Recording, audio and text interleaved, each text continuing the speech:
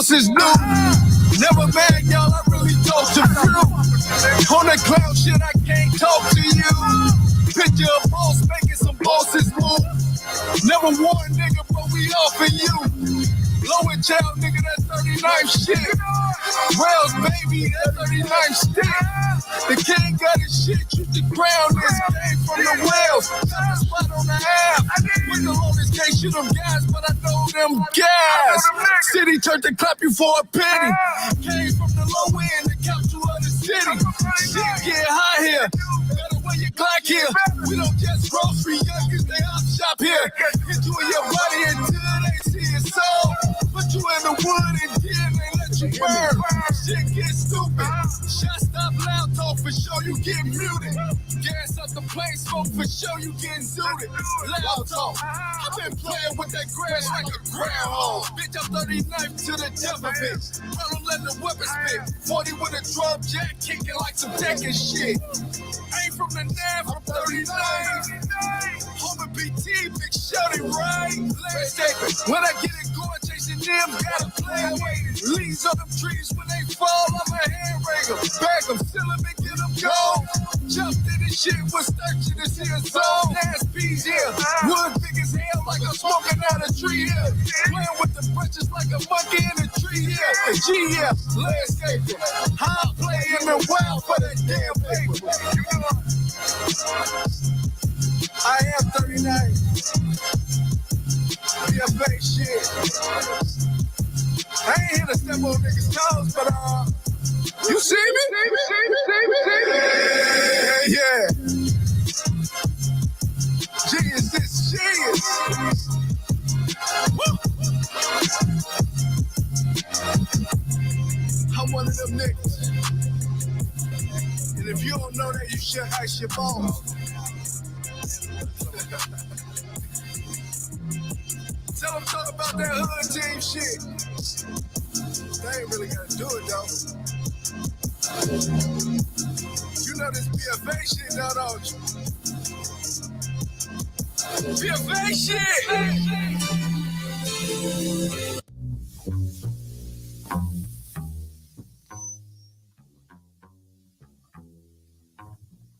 Shoptalk 7 in the building. We up top. We get down. It's your host, Tony Mediamonics. I am Get This D Smith in the house, man. Listen on another Shoptalk 7 Tuesday night. What y'all got for us, man?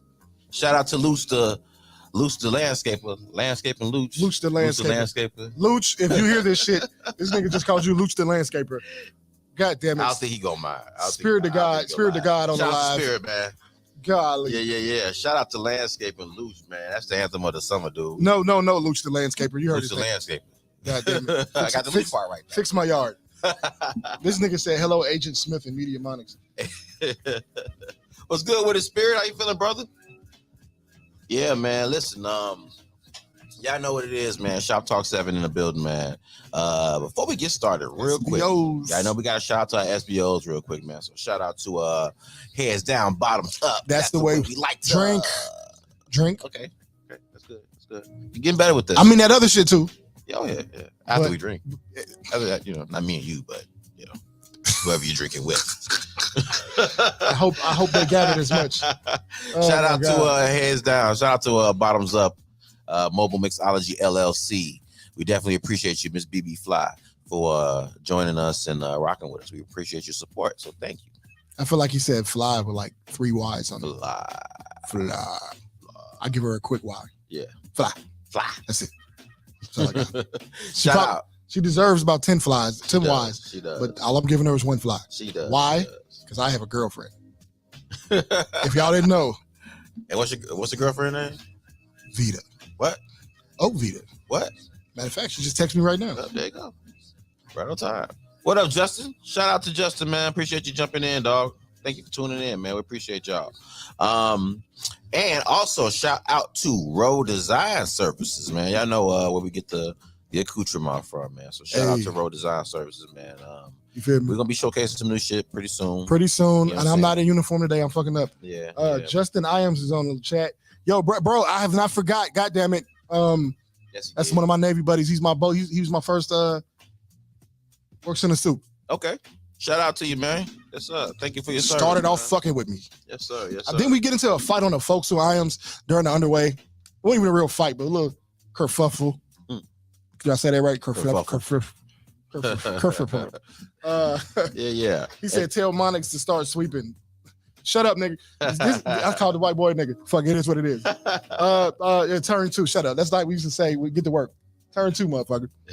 Yeah, yes, sir. Yes, sir. Indeed. I'm about to turn 2 right now. That's what's up. I'm starting shit with religious folks today. We're not done yet. Not yet done yet. Shout out to Road Design Services. Oh, I was gonna get the information too. I gotta get better at that. We apologize for that. So mobile's up, bottoms up, Mobile Mixology LLC. If you guys want to patronize our SBOs, you want to reach her, hit her up at 773-314-7407. Okay, once again, that number is 773-314-7407. Okay, and also reach out to her at bottomsupmix@gmail.com. Okay, and also our girl Row Design Services, man. Shout out to her. Make sure you check her out at Row Design Services at gmail.com, I think. Give me a second. Don't blame me. I'm sorry, y'all. I thought I had blame him. Tell him he's taking too long. I thought I had this together, man. Yeah. Yeah, check Don't out leave. on Facebook. I know y'all getting bored Instagram. listening to this nigga already. Don't leave. Shout out to Instagram. Check out on Instagram, Facebook, Gmail, Row Design Services. Okay, her number is 773-322-3076. Again, Row Design Services, 773-322-3076. And also our newest SBO, Miss Nikki Spiller from Nikki's Sleek Designs, graphics and designs, man. So y'all been checking out our latest videos. Nikki has been doing our joints, man. So y'all get up with her. She does great work. And patronize them. All right, we appreciate y'all, man. Love and man, thank y'all for rocking with us. All right, on the professional side of the game, we can get to these church people now. How we get to these church people? Listen, so I'm starting fights. It's just something I want to know. Is the church still teaching not to question God? Is the church still teaching not to question God? I want to know from y'all because I don't be in church like that. Mm-hmm. Shout out to the chat. What up, Yetta? Thank you for tuning in, baby girl. She said I didn't say that shit right. But I'm wondering that because I got all the questions. I commonly find myself trying to reconcile the religion I was raised in. And I wasn't raised in it actively, but that was what I was told to do. Mm-hmm. Like, hey, you better believe in Jesus or you're going to hell type shit. That was kind of the mainstay of my upbringing as far as Christianity. Mm-hmm. So every now and then I find myself trying to reconcile. Because for some reason I feel like I got a job to do and I'm supposed to go through the church to do it. Mm-hmm. Right, that's been on me, and I still believe that because they have the audience I need to do my job. Mm-hmm. But you know, so I wonder this because I'm the type I got all the questions. Like the way I was taught don't make sense to me. It makes less sense every other day. For example, no sex before marriage. Okay. No, I get the benefits of no sex before marriage. I do get that. But I don't, if we serve this almighty God the way y'all teaching it, it's like, I saw what Lexi just put. Yeah. Just proves my whole fucking point. I'm laughing at. Yeah. Shout out to Lexi. God damn it. What was I saying? I was asking you examples of. And I was saying, no sex before marriage. No sex before marriage. So I understand the idea of no sex before marriage. I understand how it could work. Mm-hmm. But we serve this God, this all-knowing, omnipotent God. And so I'm wondering, like, did he not... First of all, I don't think God is a he, she. You can't even put an entity on that, for real. Yeah. I mean a gender on that entity, right? I'd be trying not to say entity. So I get that part, right? Mm-hmm. It's like, but did this all-knowing God not put y'all up on game about the context of the times? So many people rarely put that into their teaching. Like that shit back then, nobody goes. I rarely hear people go over the fact that what the word virgin means. Mm-hmm. What does the word virgin mean for those who don't? A woman who's old enough to be married. Doesn't mean a woman who hasn't had sex. No. Old enough to be, especially in the context of scripture, betrothed. No, not betrothed. Not betrothed. No, just a woman who never had sex, who's old enough to get married. The word virgin, the Hebrew in the prophecy, Isaiah chapter 14, 7 or 7 to 14, one of those. The virgin shall bear a child, and we shall call his name Emmanuel. The word virgin there does not mean a woman who never had sex. Mm-hmm. It's the Hebrew word alma, which means a woman who's old enough to be married. Okay. So the Bible did not tell you that a virgin will bear a child. Yeah. So, it did say a virgin, but it did not say a woman who never had sex will bear a child. It didn't say that. But to my point about no sex before marriage, like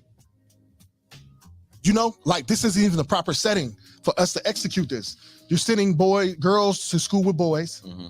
These boys' hormones are raging. These girls are growing body parts. And I imagine as they grow in those body parts, it's a hormonal thing. So their hormones are probably reacting differently to, let's say, hugs.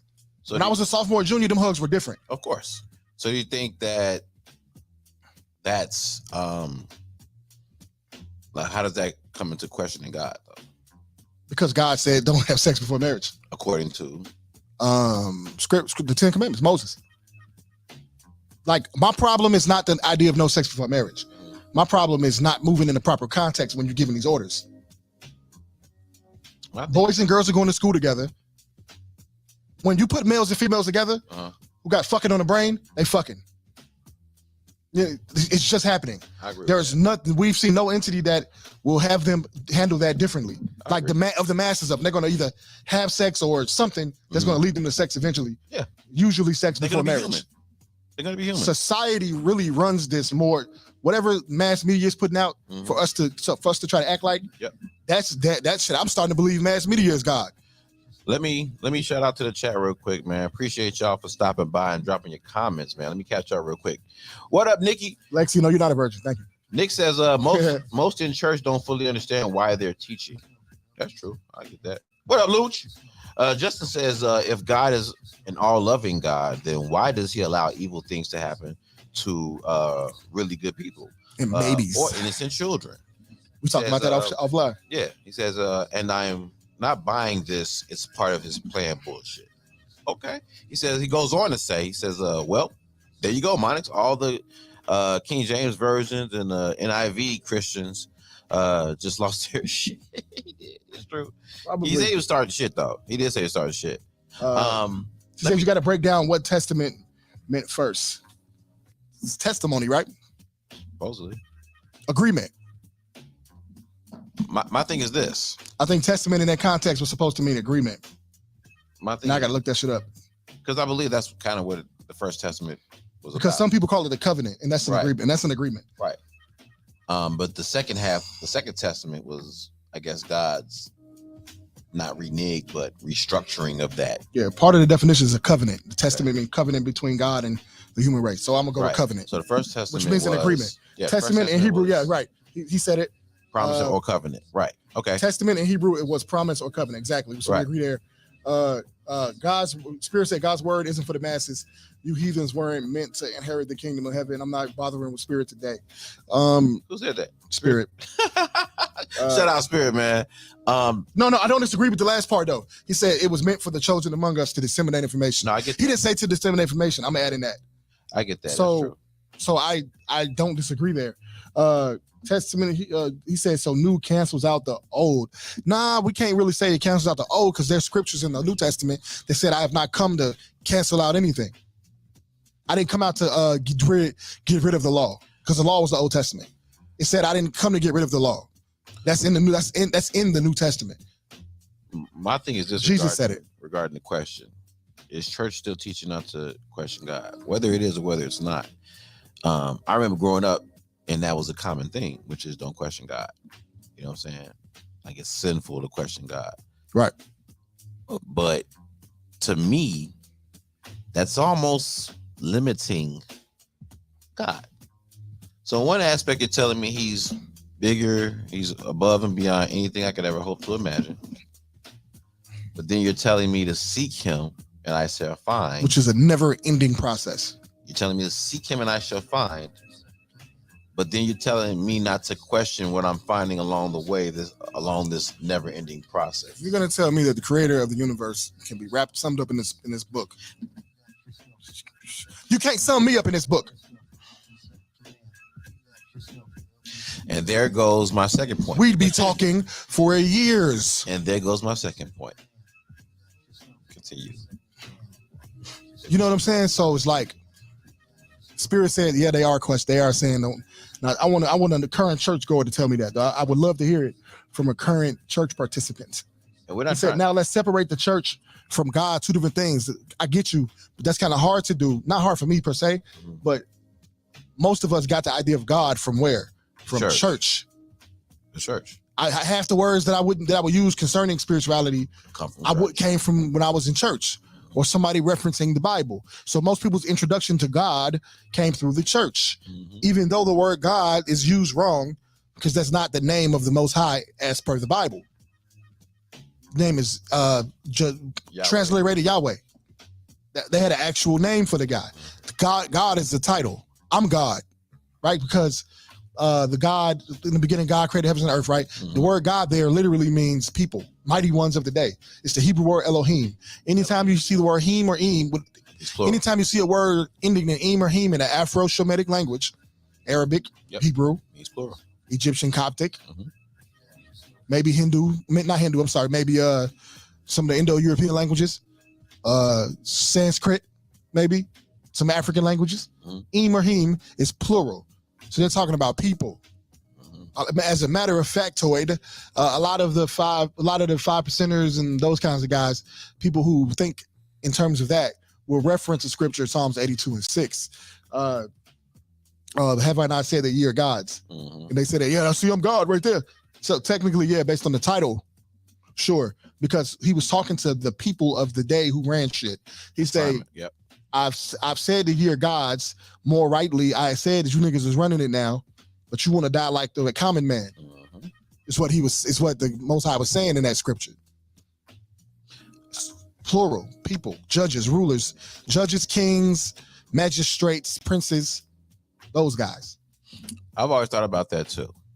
Like the concept of God being huge. I'm a nature head. So, I delve into plants, insects, animals, reptiles, fish, air, clouds, mountains, trees, leaves, snow, rain, thunder, lightning, all that shit fascinates me. Because to me, all of that shit is natural shit that we have to create as man, or recreate as man, or try to recreate as man. But there's an entity out there in the world that's been designed to do it naturally. There's an animal out there who can create its own light out of its body. Which animal is that? There's certain bacteria in I forgot what ocean it's in, but they glow when you hit the water at night. They're dolphins have a sonar. Yeah, they are lightning bugs who create their own luminescence. It's called bioluminescence. It's when you can naturally create your own light. Who the hell created that? You know what I'm saying? I imagine whoever the Most High is. But you never or whatever. But you don't hear a whole lot about relating to nature when it comes to God. No, it's just praise this guy or you're going to hell. Yeah. You don't hear about as a way to control people. Yes. You don't hear the emphasis on the creations. You hear the emphasis on what you need to do to change you inside, which don't get me wrong, is part of it. But you also need to connect to the world around you that's also been created by this God.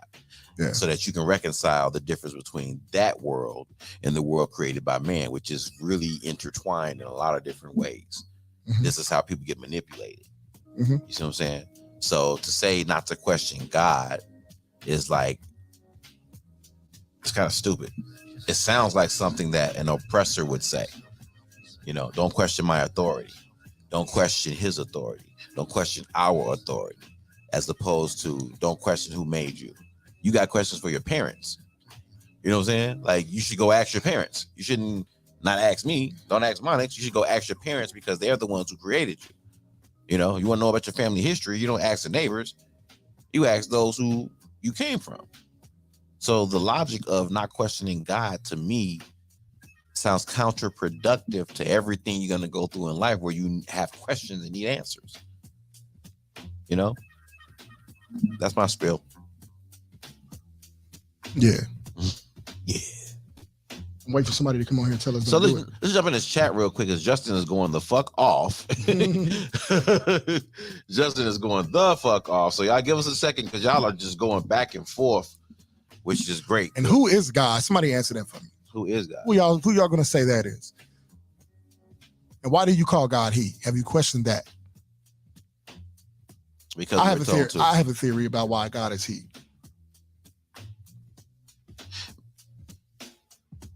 I almost have a theory as well. Not a counter theory, but I think it's a language thing.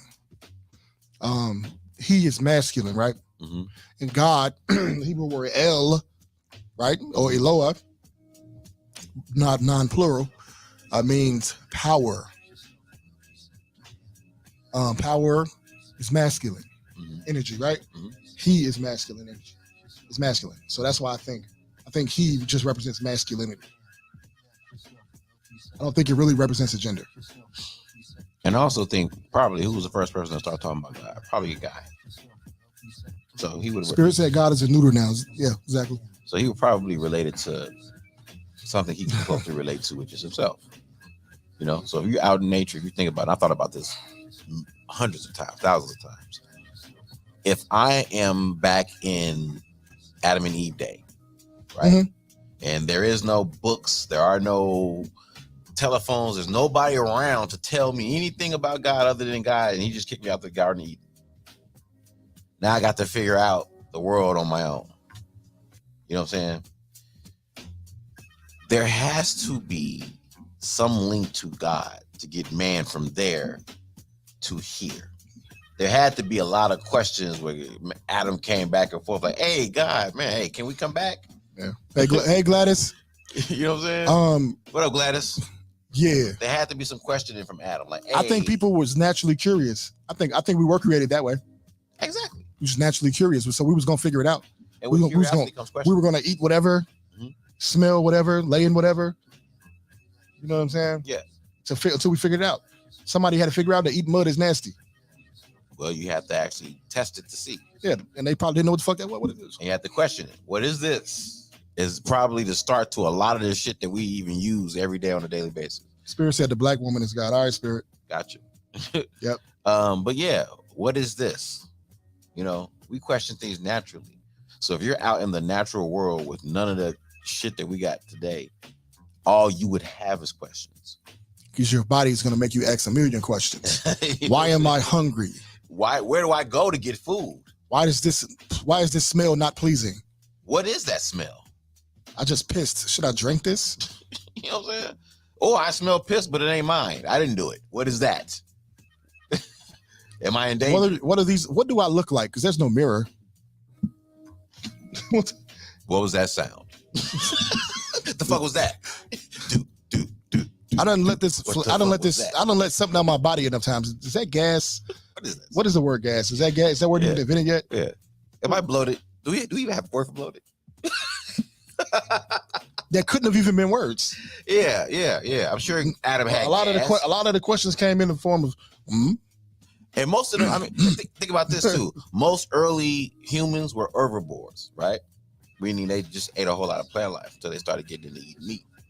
So chances are they had a whole lot of gas. I'm pretty sure their first bouts with gas was like, hey, what the fuck is... Spirit feels like teaching today. You know what I'm saying? He said Adam is derived from the Hebrew word Adama, which loosely translates into red earth or ruddy. Adam depends on which one you're talking about, bro, because the word Adam in the second chapter of Genesis refers to simply man. So yeah, but there is an Adam that refers to ruddy or red earth for sure. Yeah, and which would probably translate to clay. Because when you think of clay is usually red. And if God, formed Adam out of clay, red earth. That makes sense. Yeah, but to say soil. But to say the idea of questioning God, what up, Gladys? I know I'm late. I'm going through the chat. But the idea of not to question God to me sounds like something that somebody would tell you that don't want you to get answers. Right. You know what I'm saying? Like somebody saying don't question something almost sounds like them telling you to limit your understanding. And that to me is a automatic red flag, because you're on this earth to understand. You know, we're people. We interact to understand. We go through life with situations and shit, and we try to understand them, so we either be better or avoid them in the future. So who else to go ask other than the person who created it? Or if you're praying to a God, who's going to bring you out of it? So why wouldn't you ask questions? You know? Leader says, hey, with a question mark. What do you say as a parent when you don't want to answer? Because I said so. Yeah. Yeah. We get that shit a lot. Yeah. Yeah. So think about that. Think about how you felt when you was a kid and you asked your parents something, they told you because I said so. Didn't you kind of feel like, what the fuck? Or because you don't want to go to hell. Or they don't. Like parents don't really use the word hell too much. Well, with small children, not with small children. Mm-hmm. But you want to go to heaven, don't you? Well, that's another version of I said because I said so.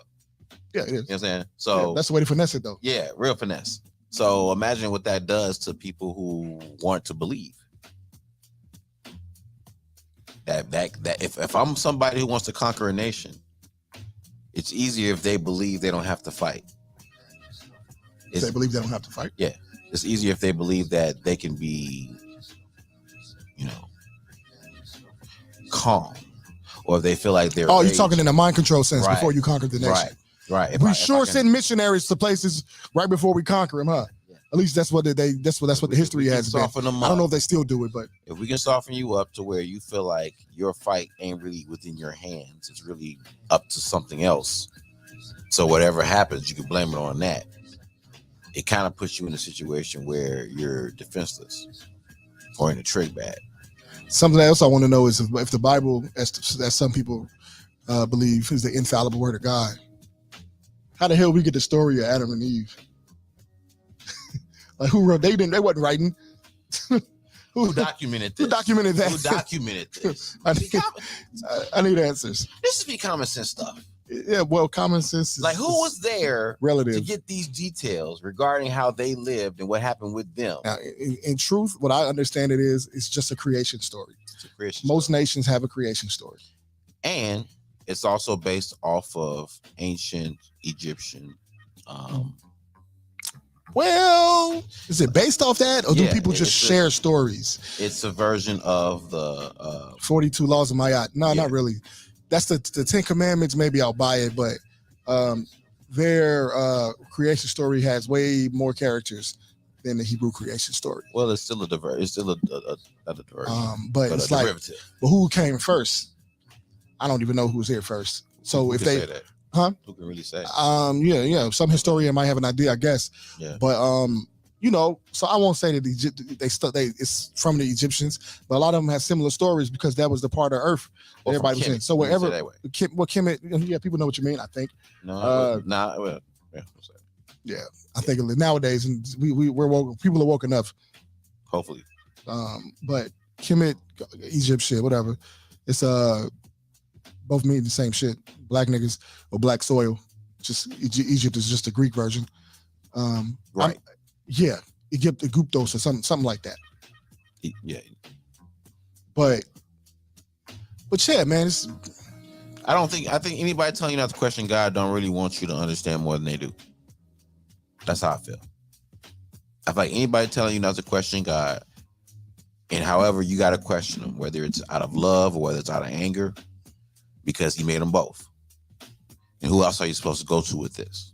You feel me? If you are at a job and you have if me and Monix get to some beef or something, and I need to go to Blizz or somebody and say, hey, I got a grievance, who am I supposed to go to? Not to say that he's God, but in this position, in this particular position, that's what it would be. If you're at a job and somebody is, you have a conflict with somebody, you take it to HR.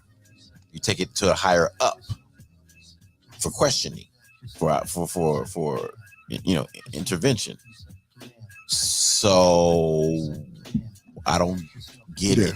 Spirit says it's definitely based off comedic stories. I hear you. I just personally don't have the accurate dating, the accurate chronology of who was here first. I don't have it. Somebody might have it, but far be it for me to believe them without them showing me proof. So, and it doesn't make or break my day to know which one is first. It's just I'm not going to be quick to say they got it from Kemet. I can understand it, but I'm just not going to be quick to stand on it. I personally can't stand on it. But yeah, to the point. I think you should always question God, because that's where you're gonna get your answers all from. The time. That's where you're gonna get your questions. That's where you're gonna get your answers from. And if you're praying, and then how do you know it's God talking to you? How do you decide that? How do you decide that? Is there a voice that you hear? Like sometimes people will pray and they'll hear something. Maybe that's. I tell you what. Anytime I've meditated or prayed and I got an answer, it was a picture. It was a vision of me talking to myself. I was going to ask you something real similar to that. When you pray or when you meditate, whose voice do you hear? Does God speak in your voice, or does God speak in another voice? Yeah. Because from my experience, when I've prayed for things, and at times when I've heard a voice, that voice sounded a lot like me. Yeah, and personally, I haven't heard a voice a lot. Not a voice. And I don't pray a shitload either. I just go get it done. I've never not gotten what I work for. I mean, it may take me longer than I wanted, but I've never not gotten what I work for. What Vita say? That's what people said. God said, "Ask, seek, and you will find." So, and what you need, and because mind you, that when you listen to us talk, we're not making an indictment on the Most High. No, I'm making the indictment is on how people relay it to us. And I think that's but if I did have an indictment on the Most High, so what? I got questions. It's like we said. I don't know, bro. If you have what you make us for? I'll be having those questions, But I don't think there's a way to come to God, because, like I said, He made you. So if everything you've been taught about God, He knows everything. He knows all. He knows beyond everything you can hope and imagine. He knows the future. He's omnipresent. All of that. Then what you do is not a shock to Him at all. Vita said we shouldn't doubt Him if you're a Christian. If you're a believer, because that's how we move. God is through faith. I don't expect non-believers to understand. As the person who has been a believer, listen, I've always had doubt when something crazy happened. My granddaddy died. Why? I had questions. I doubted. Like, come on, dog, not him. Not that way. Yeah, why him? Yeah, why like this? I didn't understand certain things at the time, but my granny, she passed. Come on now. You got to talk to me. Yeah. Now, of course, outside, when you move outside of grief, you start to understand things. But I think doubt is something that it's a natural human thing to doubt things. I'm definitely going to doubt something I don't understand, especially if I believe that God ordained everything. Because if God ordained everything, I got lots of doubt. I got doubt in your management skills, buddy. Oh yeah. You know what I'm saying? Yeah. So I have to question that. This babies be getting killed out here. Getting shot is an ugly death. 5-year-old gets shot. They're exasperating. They're probably getting attention pneumothorax, choking in their own blood, suffocating. It's an ugly death. Why is that fair? Why does that? So yes, I have to doubt. I'm doubting a lot of stuff. Like, is it really what they said it was? Why does it seem like the most corrupt people succeed? Because bad people are most of the great people are horrible people to somebody. They'll treat their families well, for sure, right? Often enough, they'll treat their families well. But they got to, in order to treat their families as well as they treat them, they got to bend the world over without grease.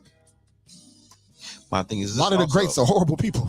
Another question I have that I've always had, which is, if the devil is defeated, which I've always been told in church, the devil is defeated. He was defeated on the cross. Motherfucker don't look defeated to me. He was defeated at the cross. That's what I was told. He looked very healthy. He seems to be very healthy. Alive and well. And another question that I've always had. Even though the scripture tells you in Revelations that the devil's gonna go down in the end, devil must be defeated at a time frame that we know nothing about. So there's no end to the suffering. There's no end to until the judgment day. So here's my thing with that too. Questions. I got this saying, same planet, different worlds. Every day somebody's world ends. You know what I'm saying? Is that the world, or is that their world? Like, his judgment day for them, Low key, I think it might be a metaphor for that. I could buy that. You know what I'm saying? It's judgment day for that person that's on their deathbed right now, that's going through the convulsions and the body aches and the pains and the, you know, can't breathe. And who knows what these people are really feeling in a coma. And what they're going through mentally. In a coma. They could be seeing all kinds of shit. You know what I'm saying? Like, I've thought about near-death experiences where people feel like or say that they've risen out of their body and was able to see things around them in the room. You know, saw a light, and the light said something, and all of a sudden they fell back down into their body and they're alive. Spirit says doubt isn't of God. Doubt comes from fear, and fear is something that is conjured up in the mind. I usually have doubt from confusion. I was about to disagree with that. I think, and fear. Yeah, that's true. That is true. It's of God because I didn't create doubt. What else did it get here? Yeah. So I think that had to be in something in whoever in the Most High that was put into the universe. I think uncertainty can create fear. Yeah, lots of things create fear, and which creates doubt. Yeah. So you know what I'm saying. So I don't necessarily think fearing something like another thing too. Here's another question, right? I've always been told that God doesn't give the spirit of fear, yet they're told to fear in the Lord. Well, that's more of a reverent fear, like just in context. Reverent, like it's adoration. Respectful adoration. Adoration. Yeah. So what it should say is adoration. What it shouldn't say is fear, because the only fear I know is fear. I don't know fear any other way. Well, you can't put that on the Bible though. It's like, but again, fear. It's actually the proper word. These cause questions though. Yeah. It's supposed to question. Yeah, because it is when you look it up, it's the proper word. Because if you're telling me that God don't give us a spirit of fear, but then you turn around telling us to fear God, it's like, what am I supposed to do here? It almost sounds like you want me to be stuck. You want me to believe, but you don't want me to believe too much that I'm gonna ask questions. And like, then you get an analytical guy like myself, and you wonder why. I didn't make myself analytical, right? I didn't wake up one morning and say, please make me analytical. Yeah, let me question everything. Low key, I'd rather just be a blind believer. Yeah. It's easier that way. I wish I could be a blind believer. It's easier that way. It is. In that sense, ignorance is definitely bliss. It absolutely is. I wish I didn't have to question stuff I saw. I wish I didn't have to question things about me, or question things about the people around me, or question the world that I'm in. But I do. I got to question the things that I'm told. I got to question how I'm processing it. I got to question a lot of shit because I get it wrong. I get it wrong. So I want to make sure I get it right, or at least get the tools to get it right the next time. The only way to do that is to question. Spirit said the doubt comes from Satan. All right, bro. So we're using scriptural references here. Scriptural reference. Isaiah 45:7. God said, I created all things, good and evil. So that's scripture for you. Let me get to the scripture so I can read it verbatim, because that right there tells you that stuff is of God. And so here's another thing with that too, in terms of questioning. From what I've been taught or understand, I'm sorry, go ahead. No, the devil was defeated, kicked out of heaven, sent to earth. Not sent to hell, sent to earth. Why was he sent? Now, from what I was also told, God went and created earth in 7 days. Everything under the heavens. Right. 7 days. Created man on the last day, or on the seventh, on the Sabbath. No, he rested on the Sabbath. So he created man on a Friday or something. Probably the next week. I don't know. So one of them days. You know what I'm saying? But he gets into a big war with Satan, Lucifer at the time. And instead of destroying him, wiping him off the map, killing him, and he made him to rule the damn agents, earth. And all the agents that decided to follow him. Well, I thought you said agents. No, agents. I said agents. I'm trying to get you in trouble. I was going to say angels, but they're agents too. Okay. Now on earth, they're agents. So why would he allow that, knowing he sent them to earth, which is his pet project? This was his pet project. This is what he said to the angels. Hey, y'all, that over there that I'm building is going to be way doper than what y'all are. You know, I'm going to give them feelings. I'm going to give them emotions. They're going to have reason and all this other stuff. They're going to be able to feel things. You know, all that other. They're going to have mortality, which is going to make them feel even more special about the time that they do have. Blah, blah, blah, blah, blah. You send the devil there. and not to the other side of the planet, you know, because it's pretty big Earth. Apparently, right in the garden.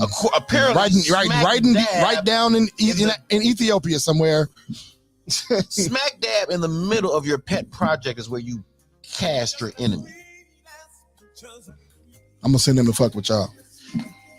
So that makes no Isaiah sense. chapter 45 verse 7 says, I form the light and create darkness. I made peace and create evil. I, the Lord. This in the scripture, this is God talking because it's capital Lord, which is transliterated Yahweh. I, the Lord, do all these things. So God, all that does come from God. And it's likely you put here for a purpose that a lot of us will fail to understand in our lifetime. Some of us may understand. I don't know if I understand or not, but I got a theory that works for me. Here's a question, right? Again, in theory, questioning God. There's a series on, I think it's Netflix, called Lucifer. It was on Fox, right? Called Lucifer. Mm-hmm. I don't know if you ever checked it out or not, but I have. Yeah, it was very interesting. Very interesting. I liked it. It was fun. It was a good watch. I didn't watch it for a long time because I felt like, they definitely romanticized. They definitely romanticized Lucifer. They did, but the concept of why they did it that way kind of made sense in terms of what I was just talking about. It's literally like the ultimate redemption story. Why would you allow this entity to roam your project, your pet project, and create all this havoc that has been created thus far? You know what I'm saying? Like, why? There has to be a purpose for this. If you are who we are told you are, right? This even has to have a purpose. Right. Maybe the purpose is a checks and balance system, where the devil ain't really the devil of, you know, what we've been told is the devil. Mm-hmm. Maybe the devil really is there to. It's just a principle, really, to me. Maybe it's there to. I form the light and create darkness. Balance. I make peace and create evil. Balance. The devil is a balance. The concept of the devil is a balancing act. Yep. It's a fulcrum. It's a balancing act. No one on earth is without fear and confidence. Confidence was probably spawned from fear at first. Mm-hmm. And getting over that fear, which builds your confidence. That's why when you're overconfident, you become delusional. Yep. And they say confidence. What did I post today? There's a fine line between speaking into existence and delusion. And they say pride comes before the fall. Pride comes before the fall. So you end up blinding yourself with the confidence. But on the flip side, if you have too much fear, you become bottled in. Spirit talking nonsense right now. He said God didn't create. So we talk. If you're coming from scripture, bro, this is the story. Now, if you want to tell me you're referencing something else, I respect it, but let us know what you're referencing. Yeah. But again, to the point of questioning, you know what I'm saying? Like, these are valid questions. Yeah. You know, like the sitcom, well, not the sitcom, but the series Lucifer really did make me think, like, wow. The concept of the yin and the yang. You know, how you have both good and evil balancing each other out, but within both is each. So within good, there's that. Within the white spot, there's the black spot. Within the black spot, there's a white spot, meaning that there's evil and good in both. So whether you're on the evil side, there's still redemption to find the good. And when you're good, there's still a capacity for evil. They're both one in the, you know, kind of in the same circle, in the same balance. Yeah. So when we talk about questioning God about things, you know, good and evil, that's probably been the number one question of all time. Why does that have to happen? Exactly, especially the way it happens. Yeah, yeah. And maybe balance. Yeah, I think we kind of beat that to the death. Yeah, let's go. We're gonna take you out of some music. We're gonna go to y'all. Quick break, man. We're gonna start off with the net with BITCH. B-I-E-H. Let's get it. Shout out. Yeah, let's lighten it up a little bit. Just a little bit. We'll come back and make it low.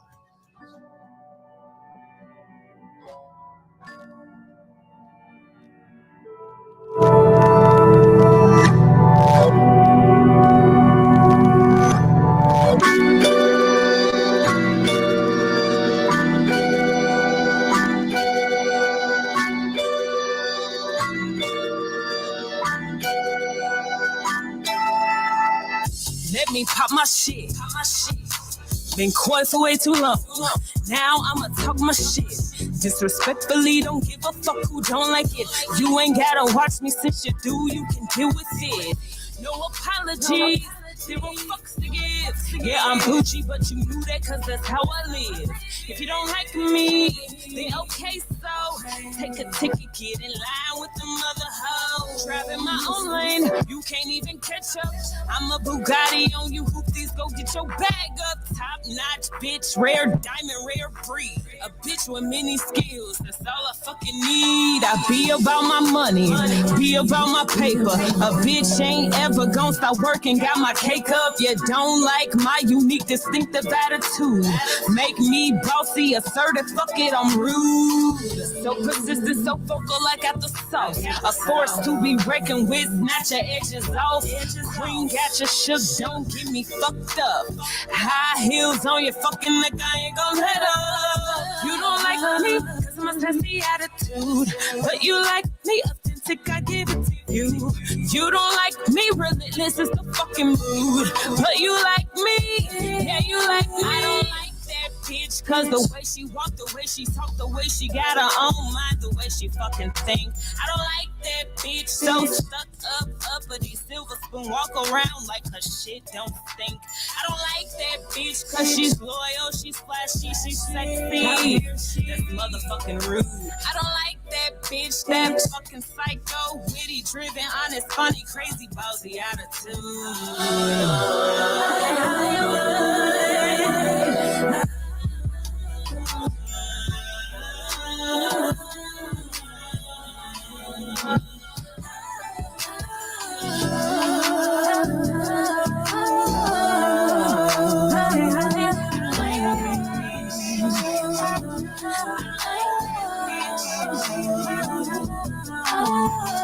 You don't like me, cause I'm a sassy attitude.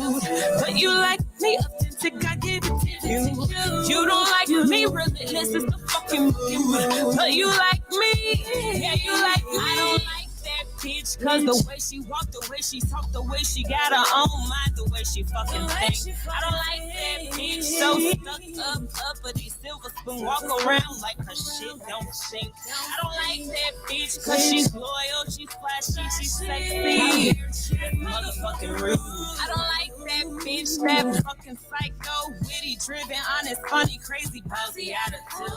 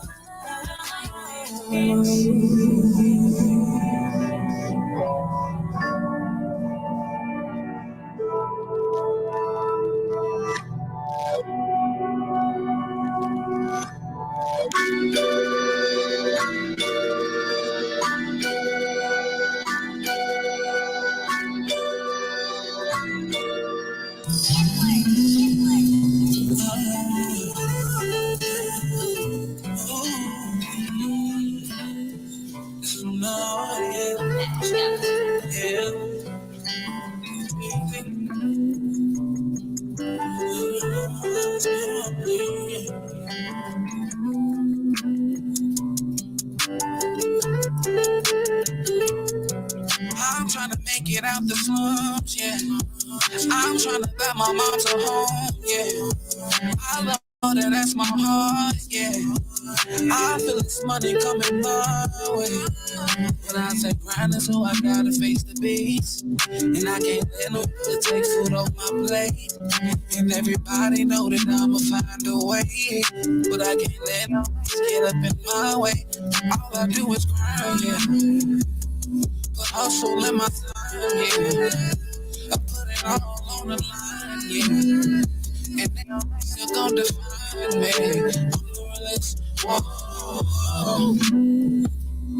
I got it out the mud, running.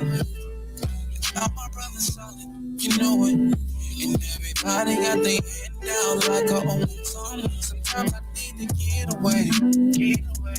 Pain up in my voice today. My voice raised. I can't make it do anything.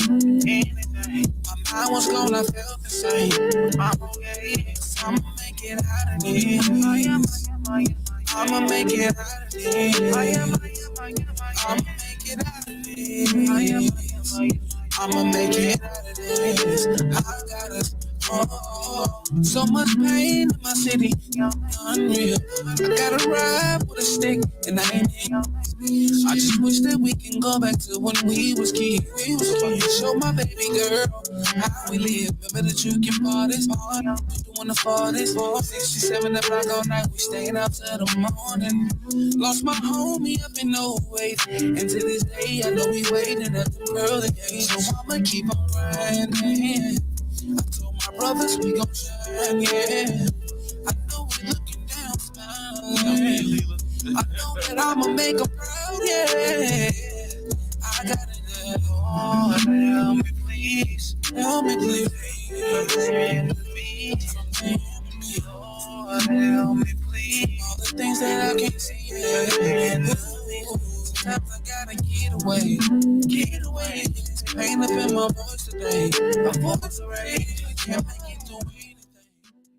Rewind. I'm okay.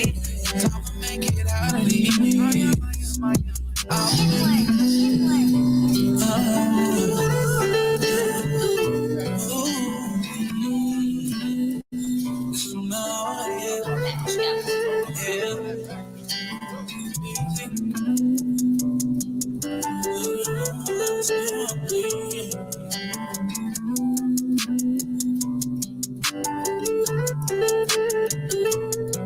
I'm trying to make it out the slums, yeah.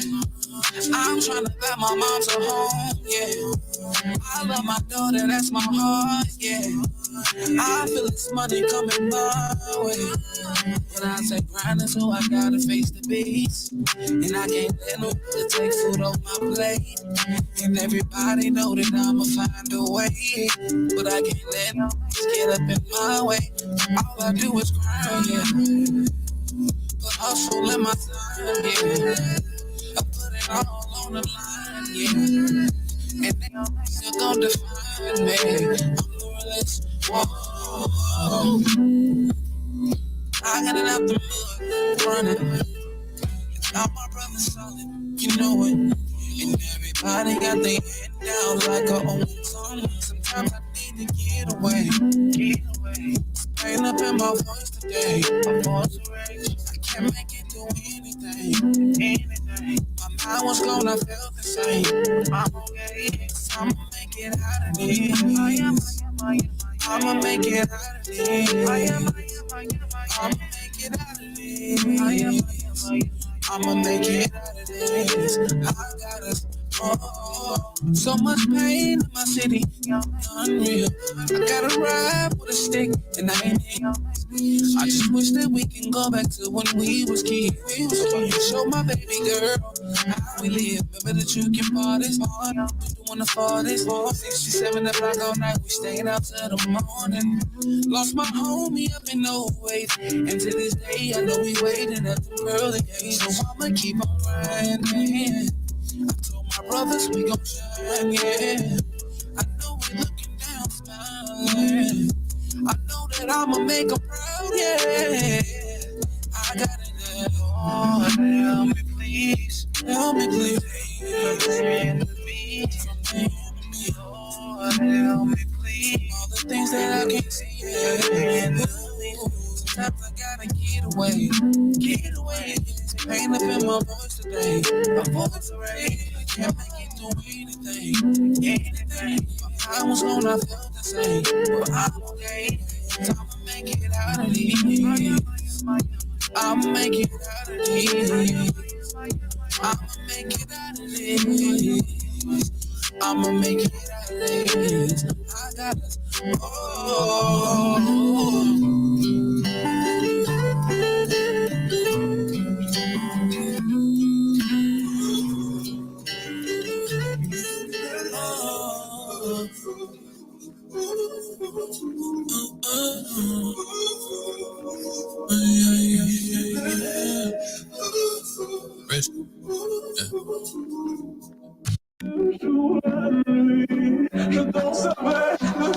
Biggest fucking zone, man. Straight like baby shit, he crazy, nigga. I can't run no bottle where you get it all on you and it up starving. Either you was the victim or you was the nigga who willing to do all the robbing. I am with them killers who quick to pull triggers if they guess I ever had problems. Fuck a trip to the doctor, they gon' meet the father. This hell even like a A. I can't run no bottle where you get it all on you and it up starving. Either you was the victim or you was the nigga who willing to do all the robbing. I ain't with them killers who quick to pull triggers if they get tired of had problems. Fuck a shut to the doctor, they gon' meet the father. This tell even why like a faucet. Swear to God, I'm honest. If you owe me a check, I expect a deposit. If I feel like you probably will double that bread and put it on your head like a bonnet. Don't play about my money, a simple transaction. The quality turn into a homie. Make sure mine is a sign to put that on my mama. Deliver more fire than comments. Shout out to the people who stay by my side through it all when I didn't have anything. Shout out to them niggas that claim they my niggas, but really they secretly envy me. Shout out to those that I pass to my bros when I'm done and act like I ain't see a thing. If I catch an enemy, watch out, this to me be turning the life to a memory. Where I come from, you gotta have bread, told there to be dead if someone. It don't matter what you got, they gon' always have hands out, niggas gon' always want some. I'm just trying to get guap, but I want some. They don't make it to the top where I come from. Same time, my niggas be all over the same. Got shit in this gate town, we don't start where I come from. All these fuck niggas know where I'm coming. I came up from under, I got a dumb. These niggas be worried about bitches, I'm focused on riches, and now I'ma touch me some money. That's the difference, I'm different, I'm really that nigga, could pull any bitch if I want. Take a bitch, I put dick in a stomach. Gotta suck up my shit cause she brought me. Let me hear that shit, man. Hey, man. They don't really want to battle with the kid. Oh, God, they really stoned. I ain't going to give it to y'all. I'm going to steal one of my old verses and put it on this shit.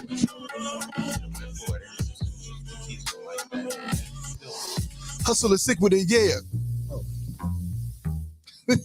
Shoptalk 7, y'all. We back. We back. New topic. If y'all got something to say about the old shit, let us know.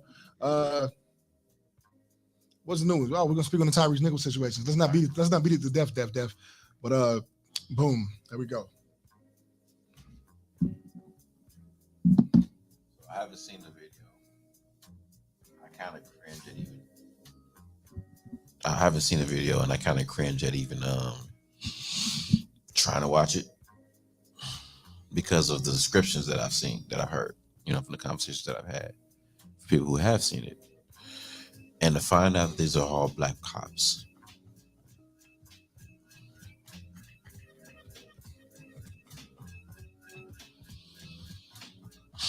I mean, I don't know what to say, dog.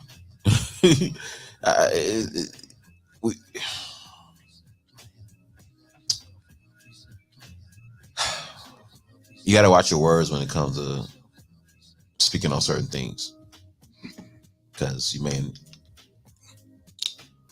unless you're like me, I'm mine. Not smart enough.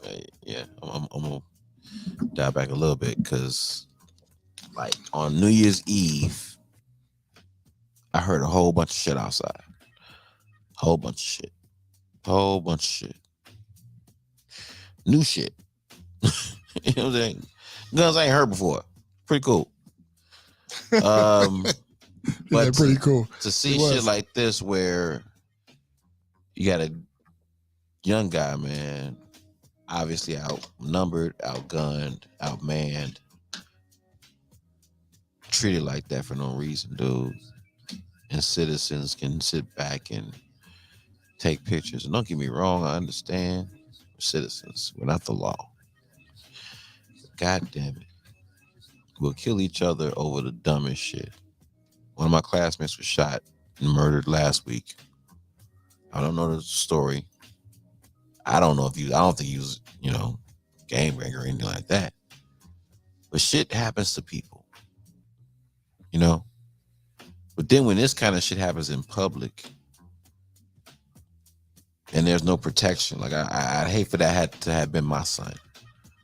And I'd hate to be one of the parents of that child, of that man, or a family member of that man, because what can you really do other than get on camera and plead? You can shoot at niggas. It's the only thing you can do. And that's a one-way street. And the way I'm thinking, if that's my son, that's the only way we're going. Fuck whatever, fuck the station, fuck the show, fuck all this other shit, fuck any ambitions I had. We got to go this route now, because now This has to be checked. Period, point blank. I don't know how, but it got to be checked, and it's going to be a one-way street. And I'm not a tough guy, but I cringe at the idea that family has to live with the fact that this happened to their loved one at the hands of niggas.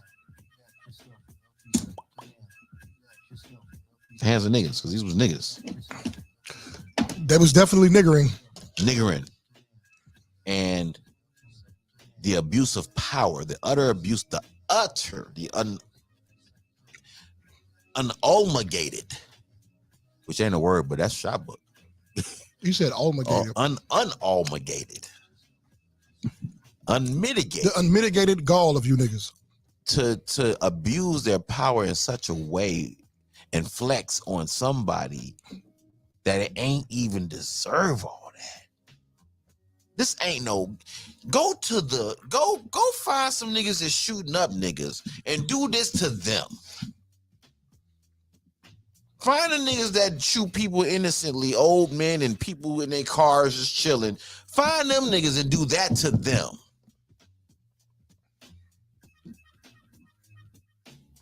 But to do all of that shit to a citizen, this nigga wasn't even armed, dog. He wasn't even armed. He got away.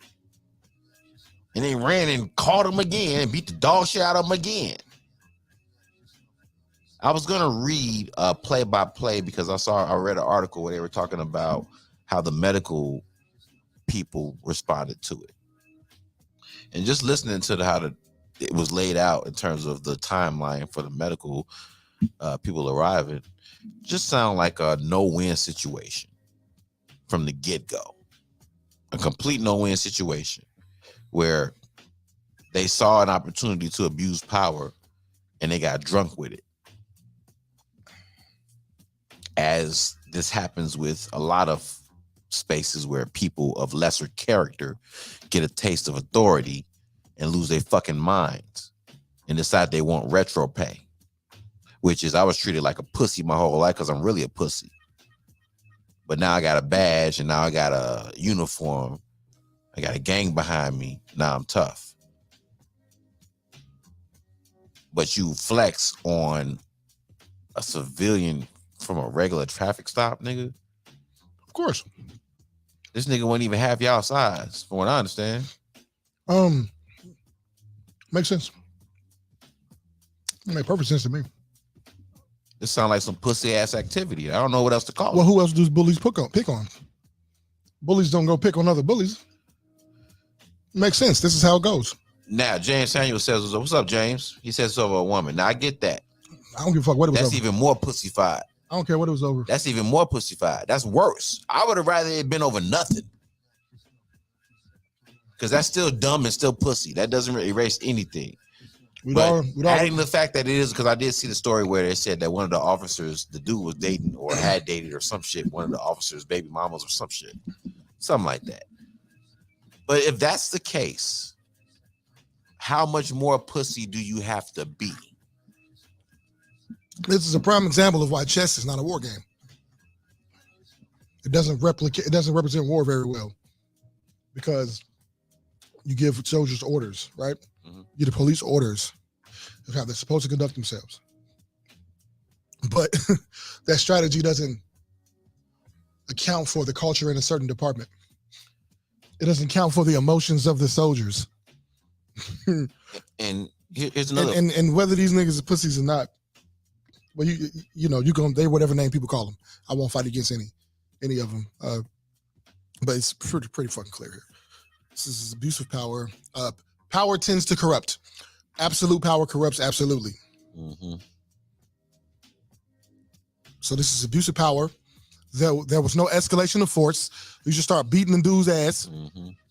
Why the fuck do you have to make the arrest that bad anyway? Right.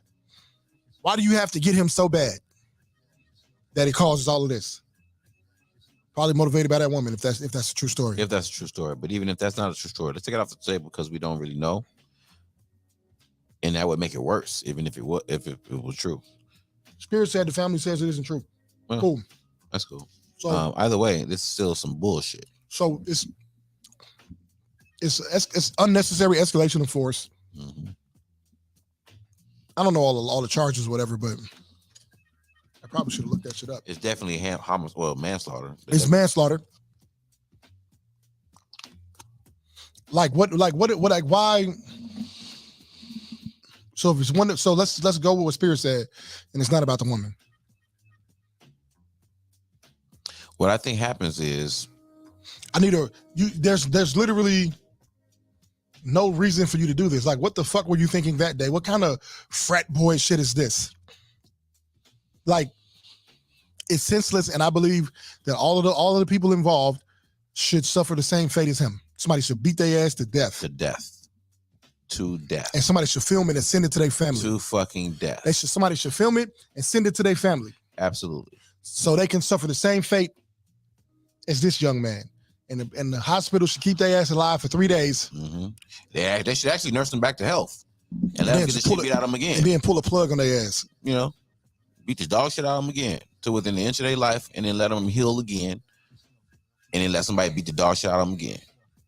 And let them repeat that a few times until they actually die. And I'm sorry to sound sick, but let's be real. Because what else is going to stop people from doing stupid shit? Yeah. What up, Candace Nicole? How you doing, baby girl? Thank you for tuning in, man. Yeah, I hate to be negative like that, but I'm human. I have a dark side, and I've learned to accept my dark side, because for times like this, a dark mind might be helpful. You know what I'm saying? When it comes to how to remedy certain situations, this is town square kind of shit. Where this is gallows kind of shit. You know what I'm saying? We parade a nigga down through the whole city, walk his ass down to the hanging area, let him say his final words. In fact, in this case, these niggas don't get no final words. They get stoned all the way there, and these fuckers get hung in the public square. And they hang there for a couple of days until they start stinking. If I'm the family, I'm giving those cops all the hell that I can legally give. All the hell that I can legally give. All the hell. They family gonna have to get some of this. I'm egging their house. Hate to be that way, but y'all gonna have to. One of y'all gonna have to step out here and say he don't represent y'all. I'll leave the rest of y'all alone. But until then, all y'all getting this. All y'all getting this. That for it to be on camera, videotaped, and I know they didn't do it themselves, but it's the fact that they did it in public to be videotaped. You know, a traffic cam could have caught that. So the fact that you're doing this in public, you know, means you feel completely free to express yourself in this way. I don't know, man. Like, I know a lot of people are angry about this, and rightfully so. We get sick of seeing white cops do it to us. So to watch black cops participate in this has to shake people's, if it wasn't already questionable, their confidence in law enforcement across the board. I don't think we ever really had that as a society. I don't think we ever could, as a black society. How could you ever have comfort in the police? Ever. At one point in time, were the police ever for you? If you could point to me an era where the police were actually for black folks, I'll arrest my case. But I don't think you're going to find that. I think you're going to find always that there was contention between black people and law enforcement. Back to slave catching days, which is where the current police department derives from. So it'll be very difficult for me to put total confidence in the law enforcement entity. Candace Nicole says, can't trust them and never will. How can you? How can you? How can you? With all this shit going on, man. As a black man, I can't trust slave catchers anyway. Their damn badges are the same badges as Slave Patrol. Slave Patrol. Same badge. That star. Yep. Same symbol. I use this as an analogy all the time. When I say you can't change the spirit of a word or institution. You say that all the time. You do. You do. It's still slave catching. Slave catchers put prisoners in a paddy wagon. What do we use to put a group of people in a goddamn paddy wagon? Same badge, and a convict is a slave, as per the 13th Amendment. And the judicial system has, out of 100% of people, over 50%, close to or over 50% of the people that are incarcerated, whether that's parole, probation, or actually locked up, are black. We make up 13% of the population. We make up most of the people. You can't change the spirit of an institution. Mm-hmm. Vita says, so when they used to live in neighborhoods. Okay, I'm not sure which comment you're connecting that to. Let me see. Spirits chimed in. He says, black cops are just as worse as white ones. The organization is supremely evil, and we're far too afraid to admit this and far too powerless to believe that we have a choice. I agree with that. Sure. Just think about it. If somebody busts into this door right now, you know, if we were able to fend them off, the next step would probably be contacting the authorities or some shit, making a report or something. You know what I'm saying? So, yeah, I definitely agree with that. What up, Beezy? Thanks for tuning in, brother. You tuned in at the right time, man. We just played your joint on the line. Hey, nigga. Hey, on the line, bro. Got nothing to say about it, bro. That shit just straight fire, dog, for real. But yeah, for real though. Back to this conversation. Let me go back to what Vita said. She says they forget that they're black as well, and believe me, they are going to make an example out of them because they are black. You see how fast they got canned. You see how fast they had certain actions taken against them, right? You see the speed in which that happened. How long did it take Chauvin for them to do anything with Chauvin? Took them a second to do anything with Chauvin. Well, they didn't. Those cops aren't in jail. No, but at least they had, which even still, they're not fucking arrested. They charged Chauvin. It wasn't that long. Wasn't that long? Before they charged them. Okay. No, they had some situations where it took a while. Yeah. Well, actually, it did take a while because the tape came out late. Mm-hmm. Yeah. See what I'm saying? Came out late. But these niggas, couple days, we got names, we got faces. I think it's worse. So yeah, get them faster. I think it's worse too, which is kind of. I think it's worse because it's worse that black people did it in this social climate. And as a cop, I'm sure if you don't know nothing, you know the social climate. Are you shitting me? And here's the thing that just came across my ticker. Because they're slow rolling when white cops do this shit, when the white people do this shit. But when the niggas do it, or when we get an opportunity to throw black faces on top of this, throw that shit out there immediately. Boom, boom, boom. Hit the faces, hit the names. I mean, do you expect anything less? No, I don't. But here's what I'm saying. This is run by white society. You're giving us meat.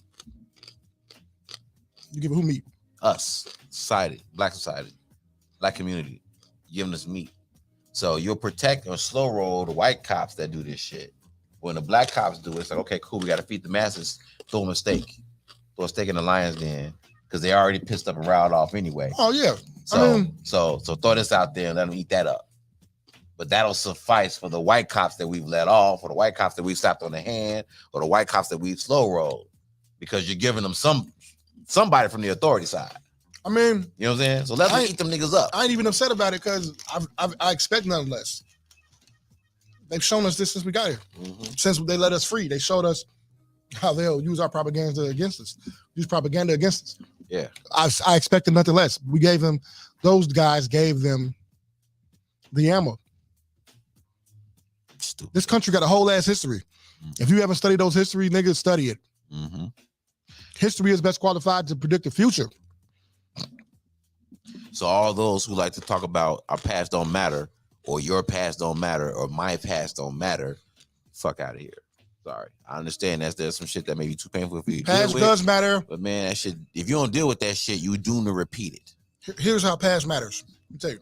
When you talking about relationship, you talking about this shit, talking about whatever. The reason you have hypertension is because of what you ate in the past, nigga, not the future.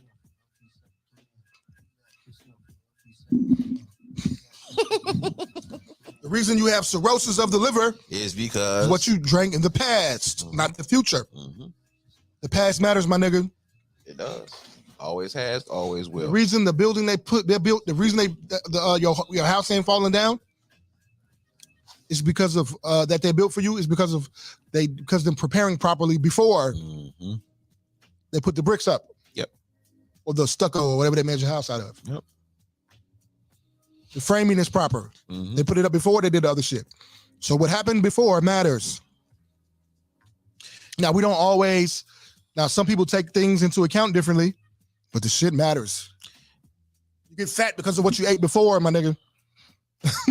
Not in the future. We're talking about slave catchers. Slave catchers.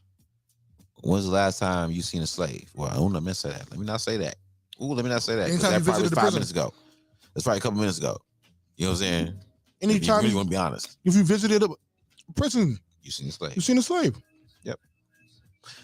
Anytime you seen somebody working for minimum wage, or not shit, I wouldn't even mention to say just working. Is that slavery? I don't know. Maybe I don't know. I mean, how much is a 15-year-old supposed to make? That's true. But my point is wage slavery. Yeah, definitely. Matter of fact, you keep on going. I got something I'm gonna read to you. Okay. Concerning wage slavery. Okay. My point is, we're talking about slave catchers, right? So at one point in time, there were a group of white guys who just went out and tried to catch free slaves and bring them back to captivity, and they got paid for it. Over time, they were able to enlist niggas to do it, and in exchange, those men probably got room and board. Probably got food for the evening or a week or whatever, or for the duration of their servitude. And they became slave catchers. And they were black. Then they decided to say, hey, let's make this a legal thing and call it a police department. You know, and we'll make it legal. We'll give them badges and we'll make these guys authorities in this area. Then they had black slave authorities in that area to go into the black communities to make it easier to grab niggas or snatch niggas. Well, you fast forward to today, now you have this situation where you have black men in power, in authority, and they completely abuse their authority over nothing. Power tends to corrupt. Absolute power corrupts absolutely. And I think what's one of the common themes in terms of the black community is if you give them power, they'll fuck it up. Just give them power. Give them access. It used to be keep them away from it. Keep them out of it. There are some that manage it well. There are some. But what I'm saying is, in totality, I think we don't manage it well. How can we say that? I mean, there's a lot of rich black men that made other rich black men. Absolutely true. Absolutely true. But what happens is sometimes when you get out of the hood, you can't see yourself going back. Right. Which means you adapt to where you're now at. So you don't look back. I think that you almost kind of get. I think that if you made it out, you went back and got your partners and they was able to bring their families, I think you did your job. I think you did too. You don't need to go back anymore. I agree with you that. went back enough. I agree. I can see that. So for those who get that done, Jay-Z, LeBron James, those guys. I can see that. There are some people who forget. I get it. I get that. High society is what some of these people want. And once you get to a certain level of society, for some people, especially when it comes to law enforcement, because in some cases they're taught that people aren't people are items, or people are targets, or people are inventory. You know, they're a number. We're definitely just a number. So I'm saying, as society at large. Right. So it dehumanizes your interaction with certain people, especially when it comes to the black community. So when you look at this situation and you see what's happened, it's complete dehumanization. Complete. And it's obvious that they were detached from whatever emotion they were feeling in order to carry this out. Which lends itself to the idea that when you put certain niggas in certain positions of power, that power corrupts them, like you were saying. So now you got this innocent dude dead, didn't have a weapon. I'm not sure if he was on drugs or not, but even if he was on drugs, why the fuck does it take that much to subdue him? It's overkill. Complete overkill. So what's the purpose of that? I mean, if I'm fighting a dude and I knock his ass out and he on the ground, I'm not going to stomp him out. He's down. You know, he's subdued. This is over with. He gets to live. If I'm with partners and this happens in front of them, we don't all get to stumping him into no life. They know that. It doesn't happen that way. I think whatever they were doing in the moment, they surely weren't thinking about none of these things. None. But here's that quote, that excerpt I had on wage slavery, right? 22. Where feudalism endorsed serfdom slavery to avoid starvation, the lower serf class traded their freedom to till the land granted by the lord of the manor. Capitalism, that sounds like when you go get a job, don't it? Mm-hmm. Trading your time. Yep. Capitalism endorses wage slavery to avoid starvation. So we go get these jobs to avoid starving because we're not tilling the land no more for ourselves. Capitalism endorses wage slavery to avoid starvation. The lower class leases or rents 50 to 80% of their time to earn a wage in a job with limited pay by the lord of the corporation. Lord means owner. Mm-hmm. But one fatal flaw of capitalistic wage slavery is that there are more people in the society than there are job opportunities to earn wages. I've made a similar point when I talked about how when women came in the workforce, they didn't create extra jobs for the men, for the they didn't create extra jobs to accommodate the new competitors in the workspace. Mm-hmm. The fact that there aren't enough jobs that feed a family is why it's a competition. Definitely. So whether this is intentional or not, what are the chances of that? It's one of the twigs that fuels prejudice and racism. 50 to 80% of your time. How is that happening? Okay, 8 hours in your day. A lot of people are working 12-hour shifts. Mm-hmm. Let's say 12 hours, right? A lot of people are doing that. Hell, let's just say 8. 8 hours of your day. That's a third of your day right there. That's 33% of your day. At least one. You probably, if you're smart, you're getting up 2 hours in advance. Mm-hmm. Because you got to get ready. Mm-hmm. You want to have your brain settled. Then you have to drive to work. So now we're talking about 10 hours and 30 minutes. Yeah, 2 extra hours. Yep. Another hour. Getting home. Yep. Getting home. Then you need to decompress. If you don't, yeah. That's 12 hours right there. Tight as fuck. Getting ready. Then you got to find time to cook dinner, which if you wasn't working, you probably would have been able to manage within that work day. Mm-hmm. Then you gotta get your shit ready for the next day. Yep. Then take a shower. Then try to give your woman some time while decompressing. Yeah, and if you got kids, try to give your man some time while decompressing. And if you got kids, you split up even more. But yeah, dude, you're giving a lot of your fucking day to either go to get ready for a job. That should be illegal. But it ain't, because how else do you keep people in power? You keep other people poor. What should be done to these cops, man? Because the death penalty would be too nice. Here's where I feel like civilians have not evolved. And forgive me if this is warmongering, so I'm not trying to warmonger, but what do you have your guns for? A lot of these guys got guns to shoot at other niggas, not to shoot at the oppressor that is causing the havoc. And I'm not saying that you should shoot at law enforcement. What I am saying is, when you see unjust shit like this, that's clearly and utterly unjust, and you already know there's no justice going to come from this other than these fuckers getting fired and maybe getting sentenced to a couple years, a slap on the wrist. If anything, these niggas are probably going to get thrown the book at because they want to make an example of them, because they got 3 other white cops that just did the same shit in other cities that they want to let off with little or nothing. So to bury this shit or to bury that shit, what they do is, oh, this is the big story with the niggas in it. Shit, chump up the charges. Send these niggas to jail for life. Give them a death penalty. Make an example of these niggas. Yeah, that'll make everybody else happy. At the same time, this shit is continuing. It's continuing. It's not gonna stop. But if we are average citizens and we have guns to protect ourselves from common thieves and all this other shit, where the fuck are y'all at when this shit happens on your block? Where the fuck are y'all at when this shit happens in your city? This may be a 10, 20-year plan, but here's something we can do. Stop getting in trouble.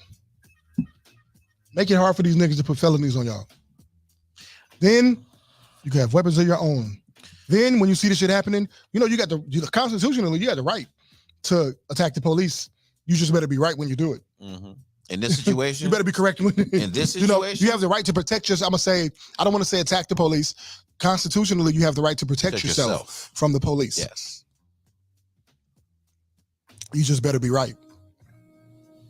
One of the first things families should be doing, especially when you're raising black boys, definitely kids, anybody, period. But I'm gonna say when you're raising black boys, lower your money. Matter of fact, knowledge of law. Send one of your kids to law school. Yeah, knowledge of law. Send one of your kids to law school, or have somebody in the community where y'all put money together to get this kid through law school so he or she can handle y'all cases. Hey, go to real. This is a form of community economics right here. Go to realnoggers.com, man. Check out the Law Stop package, man, by the guy Kevin, man. He put together a Law Stop package where it's a series of flashcards that basically teach you basic law, especially when it comes to, you know, stops and jury stops. Family, when your kid, so when you got that kid in your family that said they want to be a lawyer, the family needs to get behind this kid. You know, and show him how cool it is to get that done.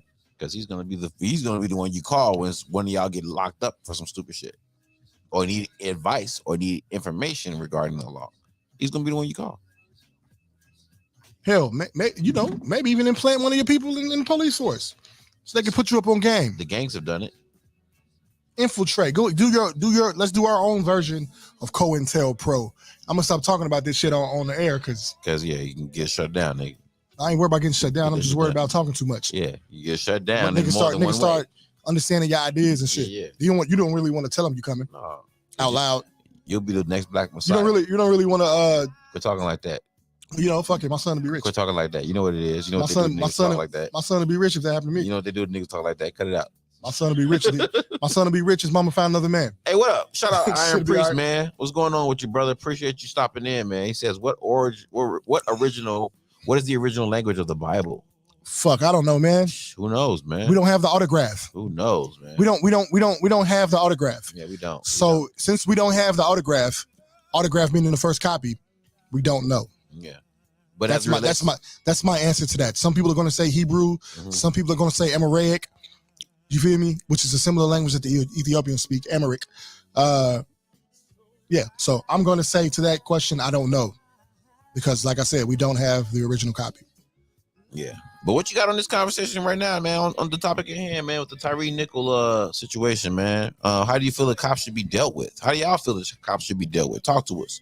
What do you think we should do as a community when it comes to policing? Especially like I drive around, we in Chicago, dude. We see traffic stops all the fucking time. One thing that I've always felt like should happen whenever there's a traffic stop is people should pull over and observe. People should pull over and observe. If you're driving past a traffic stop, this is in my head, in order to check the police and to make sure that everything's on the up and up, enough people should stop and just to observe. Why? Because we know that cops do a lot of corrupt shit and they hide behind their authority and tell people basically, I'll lock you up if you don't turn around and walk away. Some stupid shit like that. And most people turn around and walk away because they don't want to deal with the fallout. They want to deal with the bullshit. But if there's a group of people standing around, they can't say something to everybody. And you're a citizen. You have the right to watch them and observe them doing their jobs. So if they're doing something corrupt, you have the right to call that out as well. Instead of pulling out your phone to record some shit just so you can be the first to post it. And if you're one of those people who have guns and believe in guns and believe in protecting yourself and, you know, First Amendment rights and all that shit, you should definitely be front and center with your pistols and your AK-47s and your fucking HKs and your whatever assault rifles you got, instead of keeping them for niggas.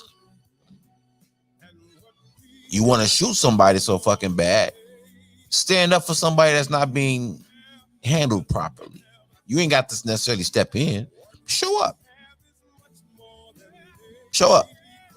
If cops knew that every time I pull somebody over, there's a chance that the community is going to surround me and watch this to make sure this is on the up and up, I'm pretty sure that would adjust how they behave. I'm pretty sure that would adjust how they behave. I don't think you would get a situation like this if they understood that, hell, the community see this doing this shit, they might fuck around and kill us. They might kill us before our backup shows up. There may be a checks and balance system, but there's no checks and balance system, which is why you get shit like this happen.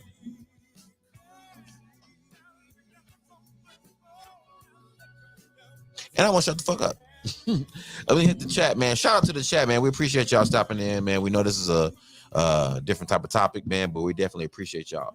Leela Bunny chimed in. What's up, Leela? She says, I asked this question to the 12th district. At what point do we protect ourselves against cops who become criminals on and off the job? God damn. That's a great question. At the point where you feel like this is excessive force. Legally, that's when you do it. That only happens when you have observation. If an officer punches you in the fucking face, but here's the problem there is that they have the gun usually. If you punch them in the face, whether they're wrong or right later, they're gonna shoot you. You feel me? So this is what I was saying about the community showing up. We live in Chicago where everywhere you go, there's this traffic stop most of the time. If people just made it a common practice, like I'm driving and shit. Now, don't get me wrong. I understand putting yourself in the presence of danger. I get that. But imagine yourself getting stopped by the cops for a routine traffic stop, right? Maybe your tail light is out. Maybe your license plate is expired. Something real stupid that they could just write some ticket for you and send you on your way, right? But then that turns into something else. You're stopping thinking, okay, well, shit, okay, I know my license plate is expired, but do I really need to get out the car, officer? And now you have to get out the car, and before you know it, now you're in a physical situation where you really can't defend yourself, because if you do, it's almost certain death.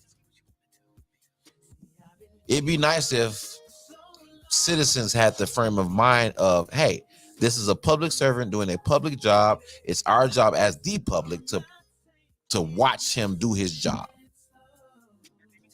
to make sure that he's serving the public properly. Because if that was my son, the only repercussion I have is not to go off and grieve. It's not to get off in front of cameras and talk in front of a microphone and say, hey, we really need to do something different. President Biden, come down here and do something. I'm not going to do that.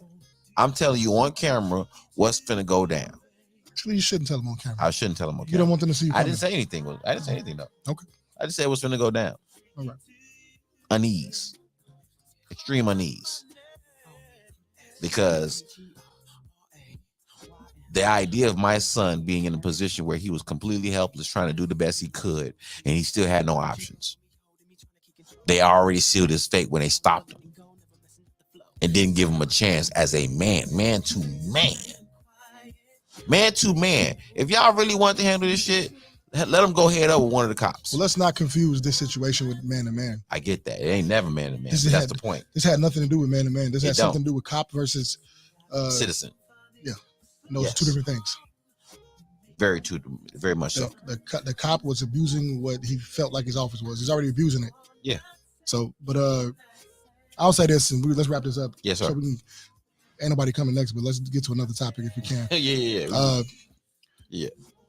Be prepared to protect your own family. Mm-hmm. I'll say that. Start there. I don't know what society is going to do, but be prepared to protect your family. That's it. Whether that's with money, whether that's with gunplay, if that's what you got to do in defense of your family. Hell, maybe even sometimes you got to take some offense, but offense is better with money. Mm-hmm. It's better with money. So is defense. So keep your bread right for a rainy day. Definitely. You never know when you got, because when your family is known for a thing, people watch it. Mm-hmm. They tend to watch it a little more because they don't even want the smoke that's coming from that. So think about that. We're going to get to some music. We're going to try to tackle one more topic. And if y'all left alive, I'm tagging your ass. Yeah. So Shoptalk 7, man. Stick with us, man. We coming back, baby. You hear me? Get y'all with this GS the brand. Good. GS the brand. Get that good. Let's go.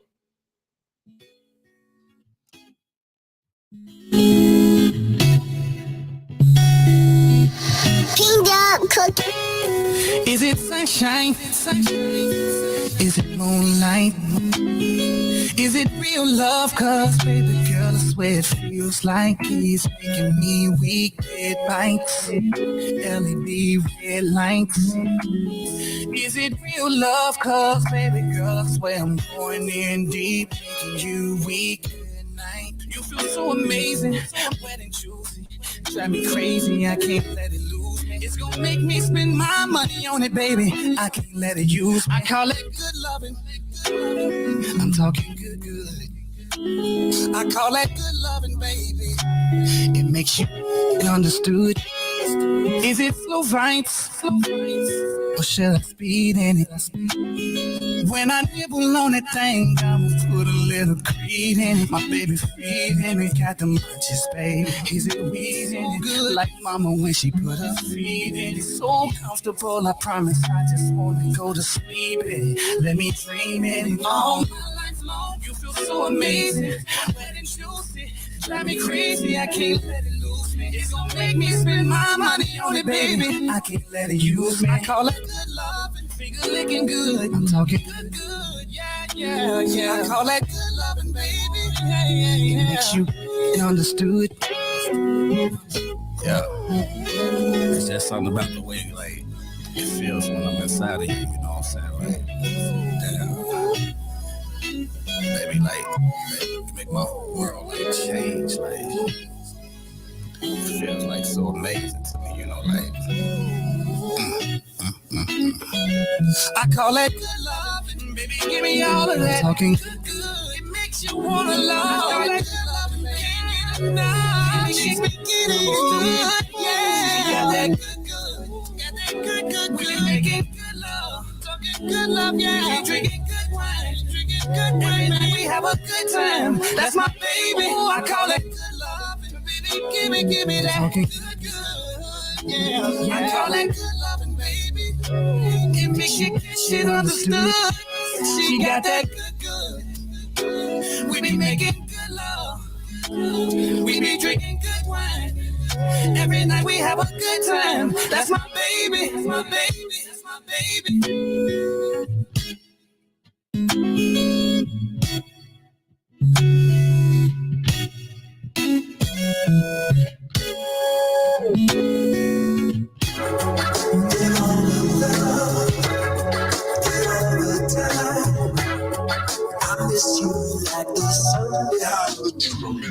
I'm trying to change your last name. Why don't you take from me? Going insane, playing this game. Do you know what you take from me? I don't need you now, but right now. Why you never come when I come around, bro? Fell in love with you and the lifestyle. Giving you a chance, I guarantee I make the shit worthwhile.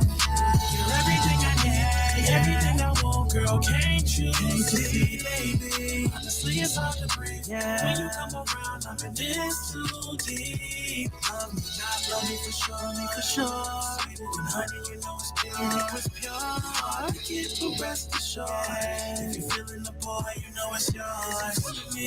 Cause I can't read the signs. Is it feeling me? Try to you read my mind. Is it feeling me? Tell me if you feeling me. Is it feeling me? Is it feeling me? Cause I can't read the signs. Is it feeling me? Try to you read my mind. Is it feeling me? Tell me if you feeling me. Is it feeling me? I'm trying to see what we will be. Come keep it real with me. Why you conceal? Not just feel. Come take a chance with me. Not naive if you leave. let you go from me if you please. But if you take a chance, I'ma take a stand. I'ma let you know I'ma be your man. Yeah. You're everything I need, everything I want, girl. Can't you see? Honestly, it's hard to breathe when you come around. I'm in this too deep. Energy. My love is fake, just can't get rid of me. Patience is a virtue. I'ma be eternal if the show never hurt you. Cause I can't read the signs. Is it feeling me? Try to you read my mind. Is it feeling me? Tell me if you feeling me. Is it feeling me? Is it feeling me? Cause I can't read the signs. Is it feeling me? Try to you read my mind. Is it feeling me? Tell me if you feeling me. Is it feeling me? There's a lot of games being played, how it's going down. If it's on, then I gotta know now. Is you with me for the long ride? Is you with whatever? And if I hit it right, can I hit forever? Baby, you unforgettable. It's the vibe for me, it's nothing new. Be so good, I got a W. I bet I had you drunken in love, you need a breathalyzer. How you been raiding my mind, this shit electrifying. But either way, it's official, I need a check beside it. We can be out in the open or keep it extra private. If we got something in common, you ought to come close. You better say how you feel, baby, cause some don't. Plus, I've been applying the pressure, nobody better than I. You gotta run up the temp, I ain't a regular guy. And you a queen, I gotta put some respect on you. As soon as you check on me, I blow a check on you. Is it feeling me? Cause I can't read the signs. Is it feeling me? Try to you read my mind. Is it feeling me? Tell me if you feeling me. Is it feeling me? Is it feeling me? Cause I can't read the signs. Is it feeling me? Try to you read my mind. Is it feeling me? Tell me if you feeling me. Is it feeling me?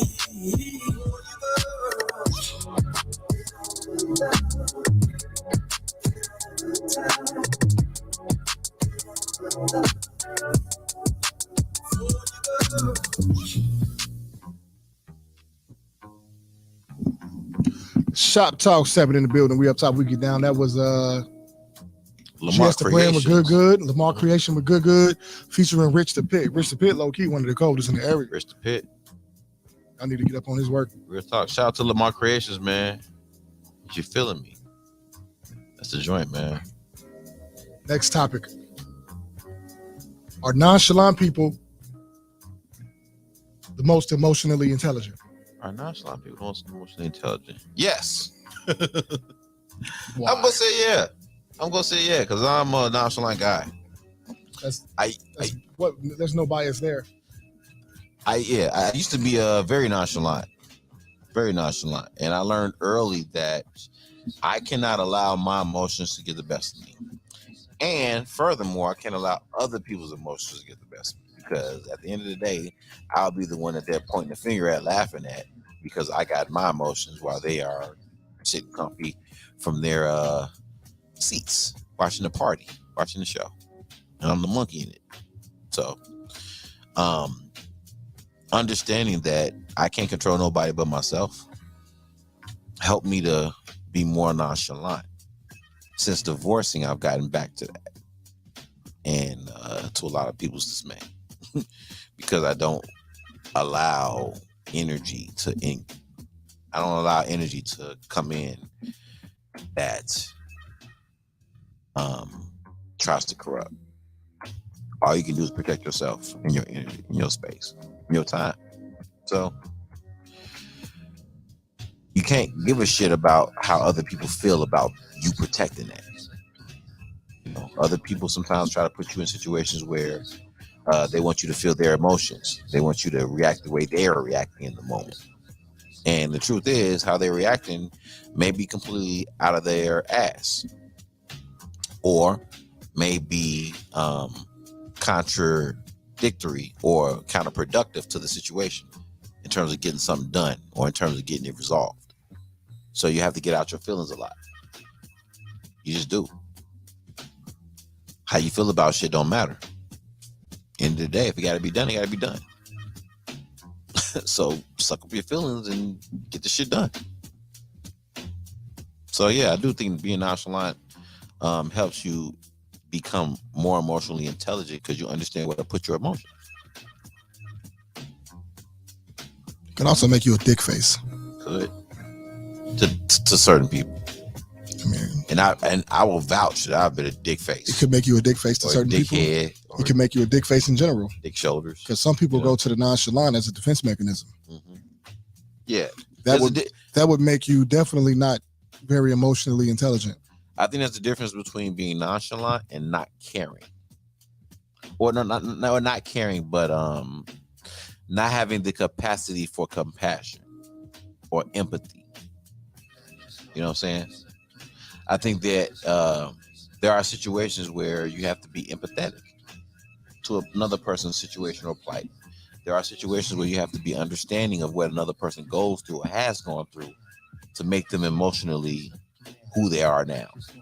Everybody don't have the mechanism to be emotionally stable at 35 or at 25 or at 18 or at 14. But I also think that there's a level to it. There's a limit. There's a point where you got to say, you know what, fuck your feelings. It just is. Earlier today, I brought this up to Vita, and I was like, yeah, the most emotionally intelligent. After thinking about it on the day, the rest of the day, I'm going to have to say no. Okay. The reason I'm going to say no is because I don't believe that most people in the world are naturally nonchalant. Most people got there. They were made to be nonchalant. And we get nonchalant when we don't want to deal with things. That's the opposite of emotional intelligence. Okay. And it causes you to dismiss people. True. Something else that I feel goes against emotional intelligence. True. I will say I'm definitely guilty of dismissing people. I will definitely say that. There have been definitely times when I've heard somebody out and said, you know what? That's bullshit. In order to not face the music, I've gotten nonchalant. Oh, well. Now that I'm talking about it, being transparent, I always say that I'm the type that'll take my licks, right? I can lay in the bed I made in. That's my quick go-to in order to block out feeling bad for something I did. Okay. I cheated on you. I can understand if you leave me. I get it. That right there is some shit. It saves me. Saves me from dealing with that fallout from hurting somebody. People, I could just be speaking for myself here. No, I see that. You know what I'm saying? I see that. A lot of us not being nonchalant, for a lot of us, my opinion, it's emotional abuse. Now, there are some people who are naturally like, I'm chilling. Now, I'm naturally nonchalant in some areas. Like, okay. There's a bigger picture here. Right. But when I'm looking back, when I've done it with the people that I'm supposed to have cared about, it probably wasn't cool. Now, granted, if I got that way, it was definitely a defense mechanism for me, because I usually got that way because we couldn't communicate.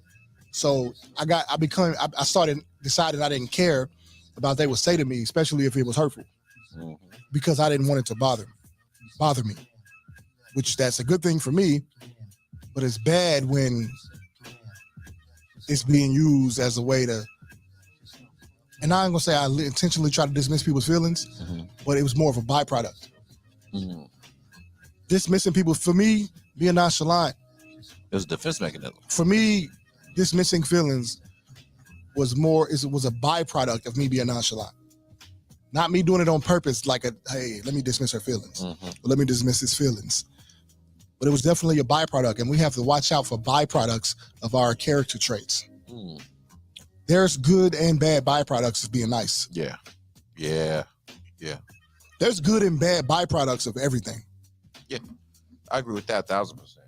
And I've been guilty of, like I said, I've been guilty of dismissing people's feelings and emotions in my nonchalantness. Like coming up early in my marriage, I think that's what my wife perceived. From my perspective, I was trying to manage the energy. So if you're on one side of the coin, mad or upset or just whatever the case is, I can't afford to take on your energy. I can't afford to. Now, I will try to open myself up as much as I can to your plight to empathize. But when I don't see a exit ramp, like I don't see the point in this, then I start to kind of get nonchalant about it. Because now it's like, okay, cool. I've asked you what's wrong. I've given you an opportunity to speak on it. And rather than tell me exactly what's wrong, you run around telling me all this other shit. Now I have to be dismissive to what you're saying now, because now I feel like you're trying to snatch energy from me without any merit. Yeah. So I think ultimately being nonchalant, it's not, you can't say in general it makes you emotionally intelligent. It can though. It can. I think it can. It can present as emotional intelligence. Yeah. Vita just mentioned the positive of that is keeping calm and not easily moved. That's correct. Nikki said nonchalant sometimes protects you from letting outside forces control your emotions. Yep. So I don't think we could say being nonchalant in general gives any absolute characteristic. I agree. Yeah. It depends on how you're using it. Mm-hmm. Like this, here's one thing being nonchalant has done for me that I feel like is positive. It has shown me the power in not speaking so quickly. Listening. So ultimately, oftentimes what people don't understand about me is that even when I come off nonchalant, I'm fuming inside. That's fury. That's fury going on. I'm infuriated. If you could see my mood, it would be fire. But since being nonchalant at times has shown me the power in maintaining, I chill. Mm-hmm. I chill when I'm really raging inside. Yeah. Now, sometimes I do burst and it comes out and the person that's most important to me comes off at that person. Right? Because it's just how this shit be going, huh? Mm-hmm. Yeah. You don't want it to do that, but it do. Yeah. It does. Yeah. And just like that, I realize how I take people for granted. Damn. Shit. Ain't that something? Clarity, baby. Look at that. Shoptalk. Fuck. Niggas learning themselves tonight. Knowledge. This is knowledge itself. Yeah. Right here. For real. God damn, that hurt. For real. For real. That cut me in real time. Uh-oh. Look at that, baby. We got epitomes happening here. Epiphanies. I'm the GOAT at transparency. Go for it. Look, I'm the GOAT at transparency. Lena, what up, Lila? Shout out to Lila Bunny. She says, when you don't see the logic in it, when she's coming to you with something emotional.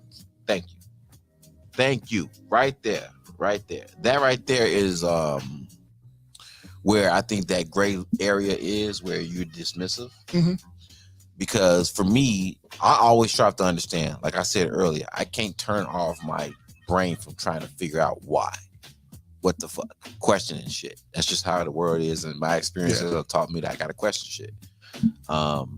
So when it comes to something that somebody brings me, if Monica was to bring something to me and say, hey, this is something I noticed, I'm going to take that in consideration because I want to know what it is you noticed. Even if he don't fuck with it for real. Even if I don't see none of it. Just out of courtesy and respect. Just out of courtesy and respect for the fact that he has a perspective that I don't have. And I respect his perspective. I'm going to take it into consideration and do some homework. Now, if I do that homework and I don't come up with nothing, I'm going to wonder what's going on. Right. I'm going to question more. Now, if I question more and that turns out to be nothing, that's going to cause frustration. So if you're you're in a relationship with somebody and they're questioning you on certain things, or you have questions about certain things, in order to preserve the energy, being nonchalant sometimes gives you an opportunity to offset it and move past it. You know what I'm saying? I think some of the byproducts of being nonchalant gives you that. Right. What are some of the byproducts of being nonchalant? Dismissiveness. What are some of the positive byproducts? Patience. Absolutely. Patience. Hindsight. Was it hindsight? Would it be hindsight after that? Foresight. Hindsight in the middle. I think, hindsight, nonchalant hindsight. because you're being nonchalant because you understand that putting forth energy now is going to lead to shit later on. So I have to kind of cap it here. Well, so that's present tense, then foresight. Well, that's kind of foresight because you know where it's going. Like, have you ever been in situations where... No, I was only questioning hindsight. Okay. Well, I say hindsight because once it happens, you're looking back. Are you? So, yeah, because it's hindsight. Well, once it happened, it's in front of you at that point. No, once it happens, it's behind you. If you slap me right now, it just happened. Yeah, but I'm still in that moment. I'm not really looking behind me. Right. You're presently in that moment, but in terms of time has passed. Right, but it's function too. You got to look at the function. If you catch it as I slap you, then you're in the moment. No, you got to look at no, I'm not. I'm I am. But if you slap me, I'm also still in the moment. If I connect. if you swing, it's all the moment. Yeah, it's all in the moment. That event just happened. That's true. And we're still dealing with the moment. That's true. The past is when you're not dealing with the moment. I can get that too. I agree with that. So the nonchalantness comes in to handle and manage some of that.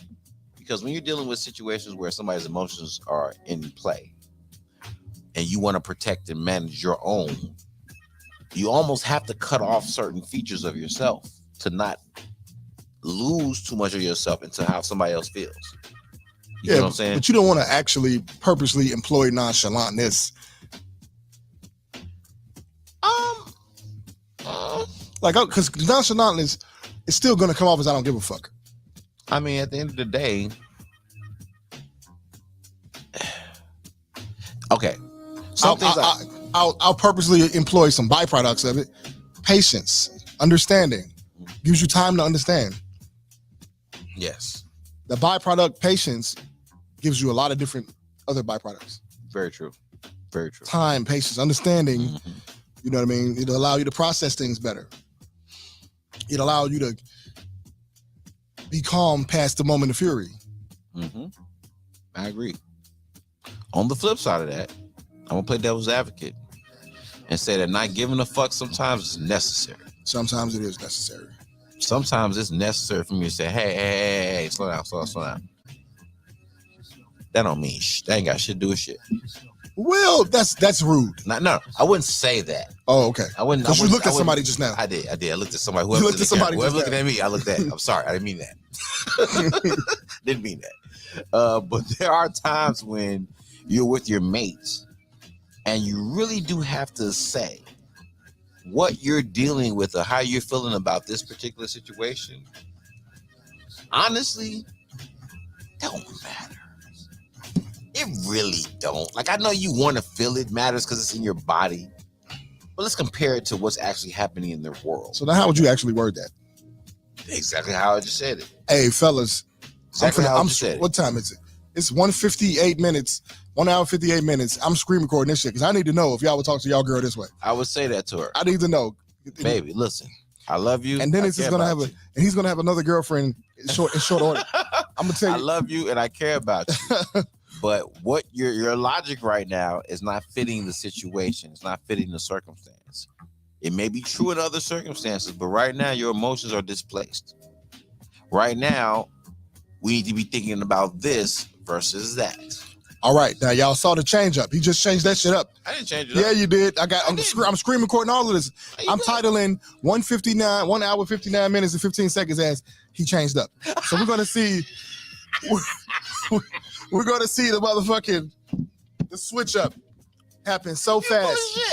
So full of shit. I didn't switch up nothing. Y'all gonna see it. It's recorded. All I did was give us a slight variance. That shit is recorded and it's coming out tonight. That's all I did. It's coming out tonight. I have no problem telling you flat out, look, what you're thinking is. I ain't never saying that shit. I have said that. I'm sorry. I will probably I've just fuck her brains out and she won't think about it no more. Afterwards. You know what I'm saying? You're gonna have to. And I did that afterwards. You're gonna have to as a duty after. But yeah. But at the same time, it's like I can't allow you to live in the world that I live in. So that's how you do it? You talk that shit and then beat the brains out? I don't hate you because I said it. No, I didn't say it because I hate you. This nigga be out here laying pipe to get away with shit. I fucks with it though, actually. I don't lay pipe to get away with shit. But listen now. Listen, I can't allow you to live in a world and think that thinking or that logic actually holds up. If you can make it hold up, then make it hold up. I'll respect You be trying to get women to let logic hold up? Listen, Not me. You're using me. You know what? Yes, I do, because me and Vita argue all the fucking time. But in functionality, I don't give a shit. But emotional intelligence requires logic. Emotional intelligence requires logic, meaning I know that I want to say this. Look here, women. But if I say this, the way I'm thinking about it is going to come off a certain way and take the conversation into another direction. So me being emotionally intelligent means I need to figure out a way to say it so that it doesn't take the conversation into a How different often have you gotten emotional intelligence out of women? How often, on a consistent basis? on a consistent basis. Have you ever, on a consistent basis?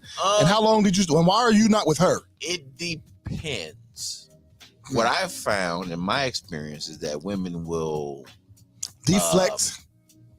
What I found is that women will pick and choose when they're going to be emotionally intelligent versus when they're going to be emotionally absent. So the question was, or logical. How often, if ever, have you been with a woman that was consistently what you would call emotionally intelligent? I haven't been with a whole lot of women. One. Okay, how often? Like I said, I think there are moments when the answer is he haven't. He hasn't. Again, no. Again, I think it varies. I think women pick up and put down emotional intelligence. I think when it comes to them feeling like it puts them in a position of power and assertiveness, they'll exercise emotional intelligence. Bro, when it comes to putting them in a position of power, they'll use their emotions. You know why I'm answering the question? No, you know why I'm assuming that the answer is you haven't? Because you're getting a long-winded ass answer. Yeah, I'm still talking. Nigga, it's long-winded. You didn't answer the question at all. No, what I'm saying is, I just said people. I feel, in my experience, women pick it up and put it down. So no, so you have not had it consistently. No, thank you. The answer is no. Like I said, you haven't. No. The answer is no. You haven't. I know, Leela. I'm sorry. I haven't. I'm sorry. I ain't seen it. She said so. So men are more emotionally intelligent. I wasn't touching on that. But yeah, overall, yeah, I would say yes. Overall, I would say yes. Hold on, who said that? Vita. Vita said no amount of pipe can help some things. Logic and balance of emotions. No amount of pipe could hint some things, but there are those. There are those where it is helpful. Pipe can remedy something about that plumber kit.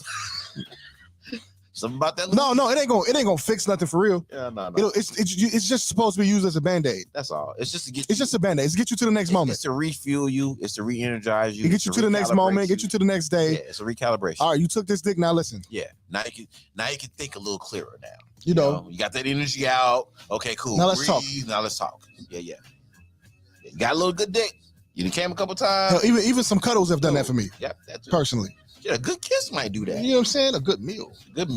A good hug, nigga. Good squeeze, nigga. Listen, oh nigga, a good squeeze. A good if you want me to shut the fuck up and listen, fix me a sandwich. Oh yeah, and some juice. Yeah. Light things, not heavy. No, sex can recalibrate anything. Not fix. It doesn't fix the problem, but sex will get you to the next moment. Sex is definitely if you will have it. If you will use it properly. If you will use it. Now, some people will refrain from having it. Mm-hmm. So if you don't have it, it can't fix it. Or if you can't have it, it doesn't help. But if you do have it, it can help. When you're that pissed off at your partner, have some sex. Mm-hmm. Just try it. I'm just saying, try it. No, that's real talk. When I was married, bro, I literally learned how sex is used when I was married. Because as a married couple, you think, okay, well, we married, we're going to have sex all the time. No, you don't feel like we're all the time. And then sometimes your partner wants it and you don't. Sometimes you want it and they don't. Sometimes, shit, nigga, we ain't did it in a minute because we've been busy. Now, if you're, I wonder, like, what if as women, okay, as a man, if I didn't want it, 9 out of 10 times, if I do it anyway, I'll be fine. By mere process, I'm gonna be all for it. Yeah. I wonder if it works for women the same way. Like, if you didn't want to do it with your man, but you did it anyway, are you into it after it starts? So here's the thing too with that. Because if you are into it after it starts, you should just do it anyway. Yeah. Relating to emotional intelligence, Like I said, when I was with my wife, she just said it don't fix nothing, but now it bonds. Now it's a beautiful way to bond or heal. Which one is it, Vita? Don't fix that. Which one is it, Vita? Ain't heal? Doesn't heal mean fix? That's I check. But never mind. Bond also because Bondo used to put on cars to fix dents and holes and shit back in the day. Yeah. Yes. So yeah, that's okay. You know, we get it. We're not trying to call out contradictions or anything. Not at all. But oh, wait a minute. 20550. We got to screen record that shit. Right. Let's relating to the topic of emotional intelligence, right? It's emotionally intelligent for you to understand when your mate needs sex or when sex is needed for recalibration in a relationship.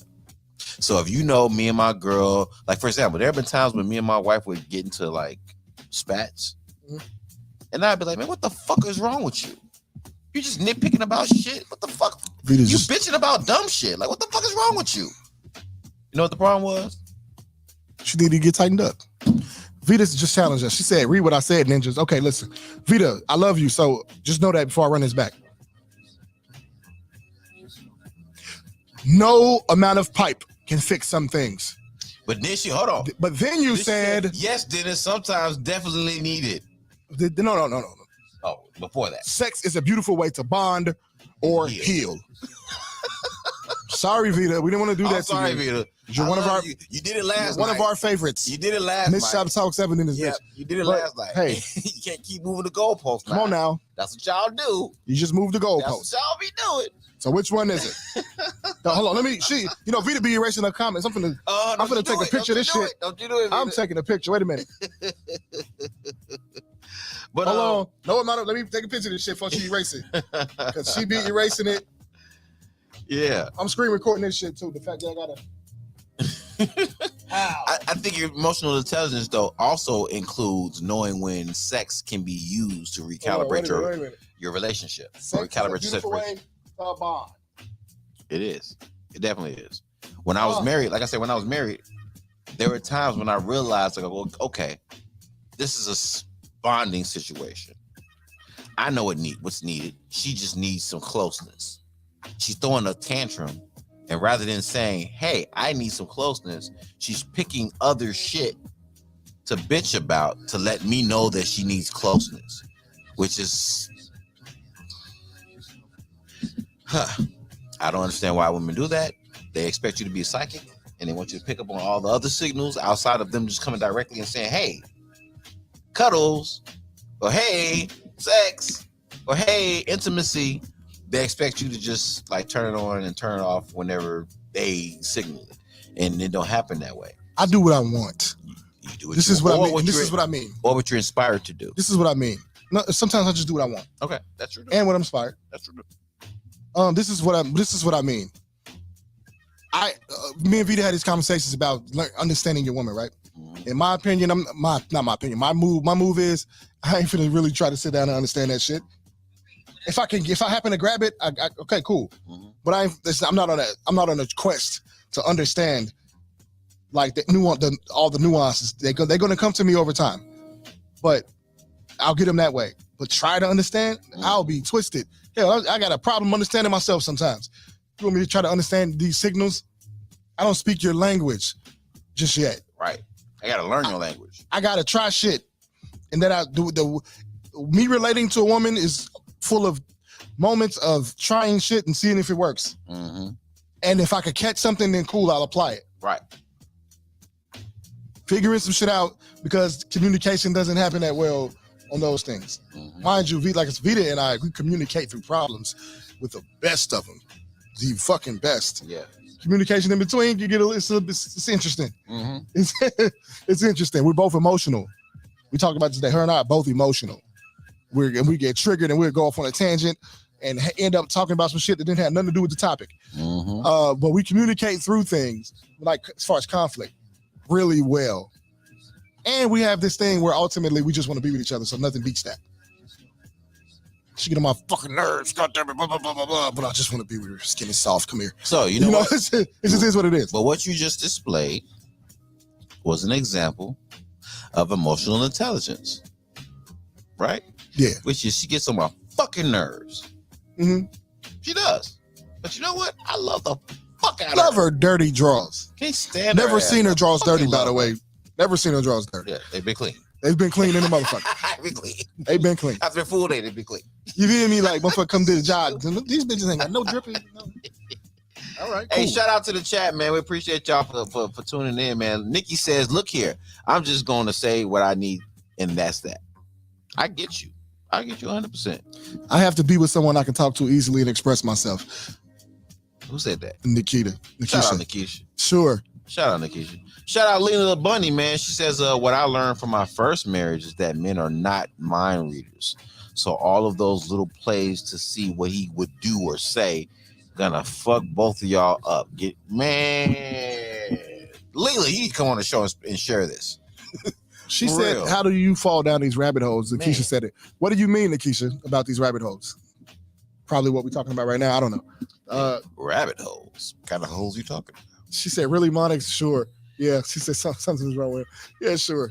To piggyback off what Leela said, though, men are not mind readers.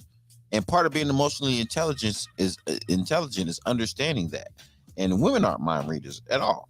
So for men, they hit that quick to hit you with I didn't know you needed reciprocation or reciprocity. You didn't tell me. You didn't tell me. How did you get that shit? Tell you. God damn it. But you know what I'm saying? This is a problem with matching energy. Yeah. You're not reading between the lines. Mm-hmm. I match energy face ass. Yeah. Fuck is you talking about? And men too. We have to be more emotionally available. And by available, we have to be outside of ourselves. You know what I'm saying? So you're with a woman. And you understand what triggers your woman. And you understand where your woman is going to fall into her typical feminine things of emotion and I'm a girl and I am helpless and I can't do this and I need my man. You understand those situations. Part of that is letting them be that and understanding that, okay, cool, right now she just wants a lover boy. Right now she just wants a knight in shining armor. Right now she just wants protection. Right now she just needs cuddling. She needs some intimacy. Right now she needs a little love and reassurance. Those are things that are emotionally intelligent. Partner and knowing what they need also goes into knowing their past, knowing what they're made of, knowing what they may be avoiding. You know what I'm saying? Like some people really want closeness, but in a weird way, they'll self-sabotage. So people will do shit that they really want you to ask more questions about, like stop talking to you. Because they really want you to reach out and say, hey, what's going on? What's wrong with you? That's really what they want. They really want some interaction. But their way of getting the interaction is to give distance. That's going to trigger people to ask questions about where you at? What Monix been? What's going on with Monix? I talk to Monix. Then we call Monix up and Monix like, well, shit. I just been, chilling. Hanging out, just doing my thing, What's going on, Monix? We talk to you every day. All of a sudden, you ain't answering calls and shit. What's going on? Well, shit, niggas know when I stop talking.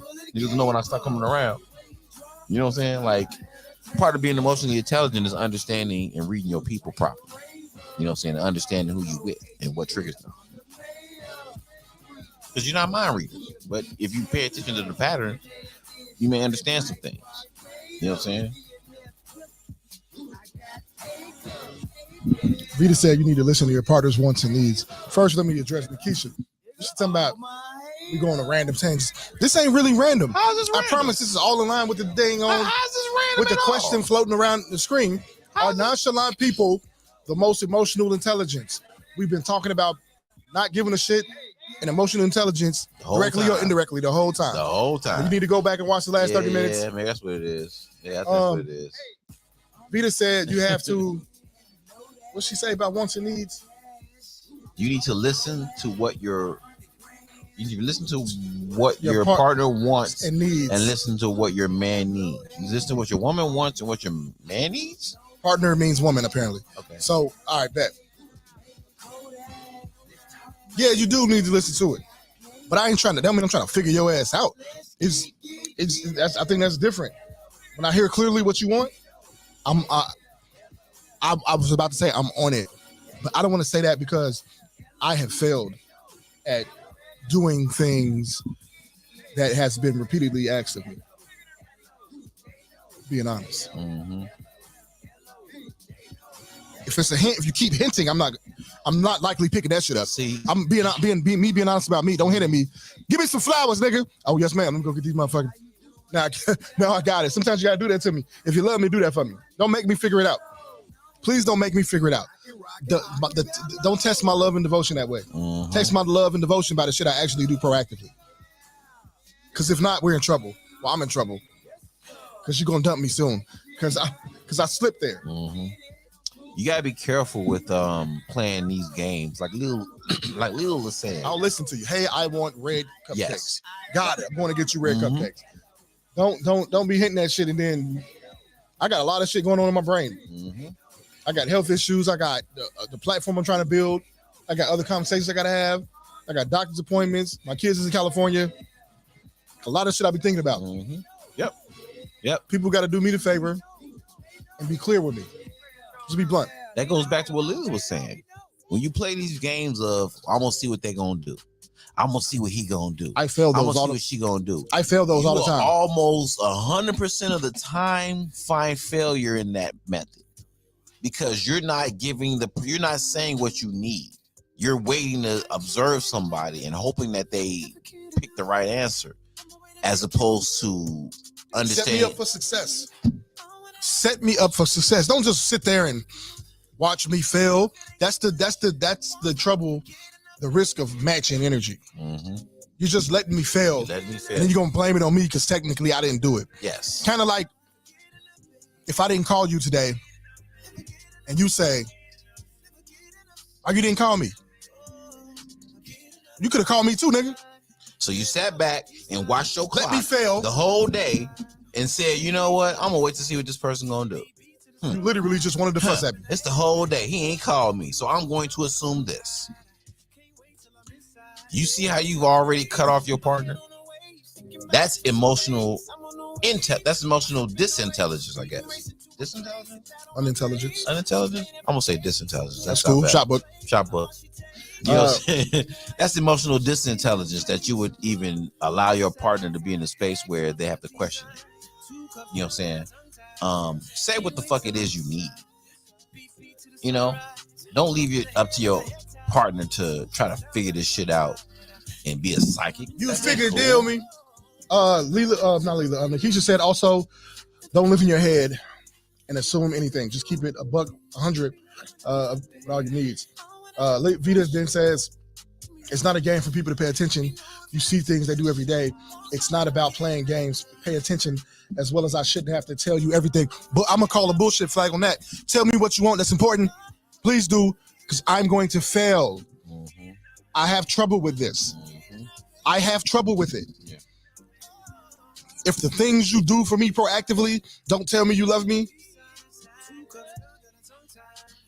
that's a problem. If the things I do proactively don't tell you I love you, that's a problem. That means we don't appreciate each other, in my opinion. Or are we worried about the wrong shit? Don't leave me to fail. I'm going to fuck up. Yeah, definitely. Not everything can be on my mind at the same time. I can't always be worried about your safety, your well-being, if you have money in your pocket, if other needs are fulfilled, and then catch all the little shit. Sometimes the little shit, or often the little shit can fall by the wayside. That's life. When you first get with somebody, you got the mental space for this cute shit. When y'all affairs start meshing together, it's different. Yeah, that changes. You know, when the care deepens, you worried about other shit. Yep. Life starts happening, and oftentimes quiet as it's kept. For a lot of people, when you first get with somebody, life starts happening because you was dating them so hard and spending all that damn money. Yeah. So life be lifing like a motherfucker. Then you get fast forwarded into the shit. You know, because we jump. You know, we want to take her out. We excited to be with her. Then she give us some. We get some. We go get some.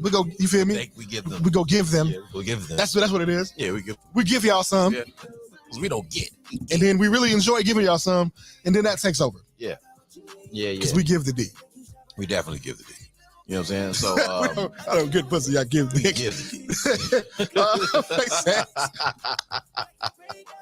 But that's real talk, though, man. That's real talk. It's layered. Dude. That's all. That's real talk. And yeah, I mean, not that the man shouldn't pay attention. Just forgive him if he don't have the presence of mind. or forgive her if she don't have the presence of mind. Man, hey, shout out to Lila. She says, you're supposed to tell your partner everything, right? So be specific. You feel me? It's really that simple. Lick my pussy to the right, To the left, to the back, to the front. Not dip, baby, dip. I'm sorry. You feel me? Got a little carried away, but yeah, that's real talk though. That's real talk, man. Like oh shit! There's I'm a certain time level. stamping so much because this is gonna be epic. There's a certain level of, don't get me wrong, I appreciate what Vito was saying, because there is a certain level of, hey, if I'm with you, I'm supposed to be observing you. You know what I'm saying? I'm supposed to be picking up on some of these things. Granted, that's absolutely true. But you can't negate the fact that there is a space for saying what it is and giving your partner the shortcut. Especially when I keep fucking up at it. Don't hold it against me. So, yeah. When you know I care about your well-being, when you know I care about you, when you know yeah. I'm sorry. Romanticism, that shit is hard to keep up when you got other concerns. Yeah. Hey, what up, Melly? But you should, right? You should. You should. It's just that when I'm failing, don't keep letting me fail. Mm-hmm. You should. You definitely should. Shout out to Melly Mel, man. Shout out to the chat. We love y'all. We appreciate y'all. Melly Mel, the topic is rolling on the runner at the bottom. Are nonchalant people emotionally intelligent? So think about that. Hit us up. I think we have to do a better job of giving our spouse or our partner the tools instead of making them do all this digging for the tools. Sometimes being nonchalant is a way of managing the shit that you know you can't manage. Like for me, it's easy for me to say, you know what? I don't have the tools to manage that. It's not me being dismissive, because I do want to talk about it. I hold a conversation with you about it. But at the point that you're presenting it to me, depending on how you're presenting it to me, I may turn off. I may shut down. And that will be dismissive or seen as dismissive. Sometimes it's a matter of, I don't have the mechanics to deal with what you're saying right now, but I'll go get them and I'll come back and we can have this conversation. Sometimes that will come off as dismissive, depending on what you're bringing to me. But the point of me being nonchalant is to really protect myself and my energy output so that I don't put out negativity trying to align with you and your emotions. You know what I'm saying? If I'm in a good space and good energy space, you're in a bad energy space, my job, I feel, is to balance you out or to bring some type of balance to you. Not to dive head first into the abyss of energy that you're in. Because then we're both in it, and now I got to crawl my way out of it in order to bring you out of it. And then don't be one of those needy people who get mad that the little shit wasn't taken care of. No, you need so much. Sorry. And then are you paying attention to the little things? Right. And if your response to that is, well, you didn't tell me, you shut the fuck up now. That's what you do. Yep. Because you're a hypocrite at this point. Yeah, real talk. You understand? Like what? Look, ask yourself, what's the last little shit you did for your partner? Yeah. Yeah. Ask yourself the little thoughtful thing. So is anticipation emotional intelligence? And no. So if you anticipate needs, if you anticipate certain behaviors or certain patterns in your mate, would that not be considered emotional intelligence? I don't think anticipation is tied to emotions. Well, let me offer this. If you know Vita has a high stress job, right? Let's say she works, she's a teacher, and she works in the inner city, right?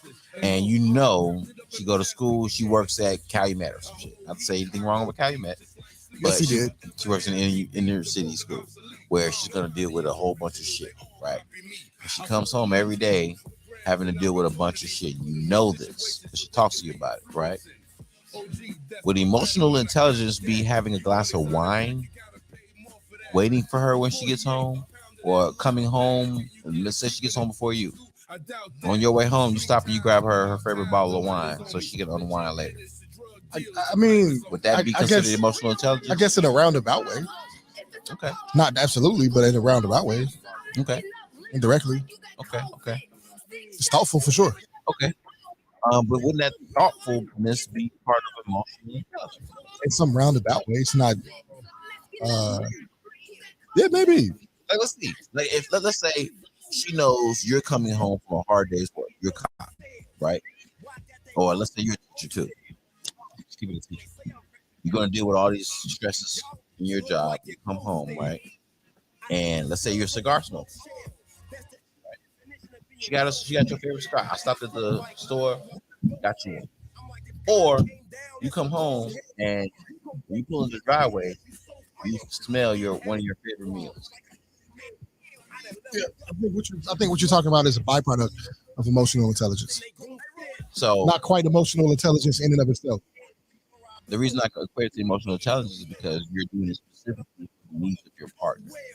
You're doing this saying, hey, I know this is a surefire thing that will relax them or make their day better, given that I know the day that they've already had. So I'm anticipating that they're going to come home from a rough day of work and may want to relax, may want to unwind, may want a little headspace to just be free and just chill and just not think about work, not think about home, but just say, hey, this is me. So when they get home, I'm going to give them some accoutrement or present some space where they can just have that little bit of freedom. You know what I'm saying? I'm going to anticipate that when she comes home, she's probably going to be stressed and she's probably going to want to drink. I'm going to anticipate when he comes home, he's probably going to want to kick his feet up and probably want to eat some good food. Some macaroni, perhaps, because he loved my macaroni. So you know what? I'm going to whip that shit up. Well, in short, you're right. And I say that from experience. Looking up the characteristics of emotional intelligence, you're right. You know, there have been times when I come home from stressed work and my wife was in the kitchen whipping up some sweet potatoes. Thoughtfulness is a social skill. Nigga. It can be a social skill. Man. It can also be a form of empathy. Very much so. Which is also emotional intelligence. And care. And care. Because, you know, if I can feed you good and you come home and you eating a good meal that you know is cooked for you, you know what I'm saying? Like, don't that make you feel a certain way? Emotional intelligence is dealing with the needs of another. Melly, we don't care that we're playing music. Shout out, Melly. We love you, girl. But yeah, I think send that shit to my text message next time. Don't be correcting us on air. But yeah, I think that's also part of emotional intelligence too. Not just being there mentally for your partner, but also anticipating some of their needs to alleviate some of the stress mentally that they may have. Because you know, bills, you gotta pay bills, you the man. You're stressed about paying bills and taking care of everybody. You gotta stop saying that. What you mean? Attaching paying bills to being the man. I agree. In 2023, we gotta stop it. I definitely agree with that. But because that's the dynamic is broad, way more broad now. Is, and we both pay bills. And there's a lot of women that's taking care of men that don't pay bills. That's true too. Yep. So we gotta kind of watch. I agree with that. Let's make that a thing. Yeah. Let's make that a thing. But in the lane of everything, I think anticipating your spouse's needs is part of emotional intelligence. Nonchalantness as part of emotional intelligence could also be protecting your partner from their own mechanics. How do you decide that for them? You decide that for them by learning them. If you're in a situation with a woman or with a person that you know might have had a traumatic childhood or a traumatic past, you know you're going to have to exercise more patience with them, right? But you also understand that there's a point where that patience runs out and they now have to kind of be more accountable for their actions. Meaning, I'll have empathy for what you've been through, but there comes a point where you have to now take responsibility and make moves. Holding the woman responsible, you're tying that to helping them? What I'm saying is... or saving them from themselves? Be your crutch. That shit always goes bad. I could be your crutch. And I could end up anchoring you and holding you back as opposed to challenging you and helping you elevate. You know what I'm saying? So I could be emotionally intelligent to the point where I recognize what that is, but I can also be emotionally unintelligent by allowing you to rest in your anchors. You know, by allowing you to say, well, you know what, this is what happened to me. You know what happened to me. You know what happened to me. It's like, yeah, I know what happened to you. And you know what? You're right. You're right. That happened to you. So it's okay. You can be how you feel right now. As opposed to saying, yeah, that happened to you, but you're here now. What are you going to do about it going forward? How are you going to deal with that going forward? Because if me and you going to stay together for 30 years, I don't want to have this conversation in 30 years. Fuck that. Fuck that. You're not going to hold on to your daddy not being in your life for 30 more fucking years. We're not going to do that because now you're handicapping me. And that's not fair. Does that have to handicap you? It will if I want to be with you. I'm asking, does that have to handicap you? No, because I could always say, you know what, I'm done with this. Well, there's definitely other options in between. Right. Like, but if you care, I'm big about letting the person run themselves off. It don't have to affect me like that. This is what you're going through. Mm-hmm. If I can help you in some way, I'll either notice it or you'll let me know. Until then, I'm here for you. If you find me to be so inadequate for not handling it like you think I should, mm-hmm. you're either going to talk to me about it, communicate with me, or you're going to make another move, and that'll be on you. Right. That's how I look at those things. Like, you're not going to dictate. Your actions is not going to dictate how I'm going to move. I agree. I won't let that happen. I agree. You have to protect. You have to. At the end of the day, you can only be responsible for yourself. You know, and I'll influence where I'm able to influence. Mm-hmm.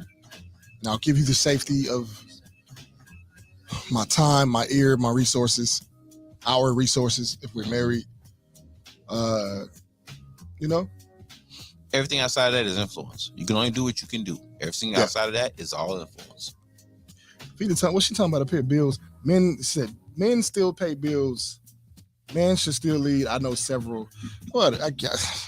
I think you misunderstood what we were saying. Okay, let's. I'm pretty sure you misunderstood what we were saying. Yeah. I was just saying let's not talk like women ain't out here paying bills. That's all I was getting at with that. And let's stop minimizing a man leading to paying bills. Like that's the only form of leadership is if a man pays bills. I don't know what it looks like for a man to lead. Personally, I hear it a lot. I just not in a relationship. You were in the military. You know what it means to love me. Not in a relationship. In a relationship, okay. Listen, all right. If I led the way I led it, if I led a woman the way I led in the military, do what the fuck I said. So that's two different things. When I came home from work, I was just pops. I wasn't around dictating shit to my kids. Mm-hmm. I loved them and I just wanted to see them smile and shit. At a long day, I needed some good energy. Mm-hmm. And they brought tons of it. So I don't know, like people make it sound like it's some extra deep thing or like it's some mathematical equation leading. Like what is like, I feel like we be finessing the word leadership in those contexts. Yeah. We make man leading, because we make leadership superheroes. For people to pay attention to my voice that has bass in it is very natural. Because the kids listen to my voice, that don't mean I'm leading. Mm-hmm.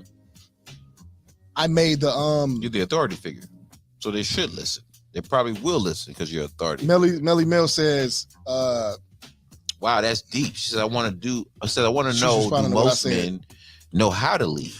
I mean, like I know how to lead, but like, are you gonna do what the fuck I said like my troops do? Mm-hmm. Probably not. You know what I'm saying? Not if you're leading.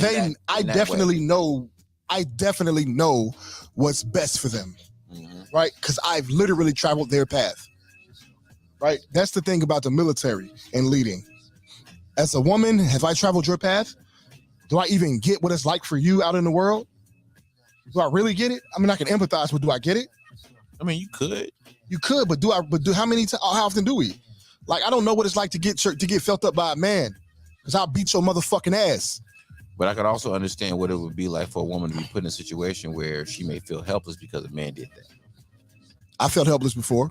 You know what I'm saying? So but it's like, but I'm saying like, I ain't walked in her shoes. That's true. My troops, I've walked in their shoes for sure. Mm-hmm. Like male or female, I walked in their shoes. Certain nuances I didn't, but as far as the ultimate goal is concerned, I've walked in those shoes. So what is leading for men? Is it because I pay bills or I have a plan on where we're gonna live? I can lead by example. Mm-hmm. I can lead by example. Maybe that's leading. Right? That's a form of leadership. That's a form of leadership, leading by example. Lead by example.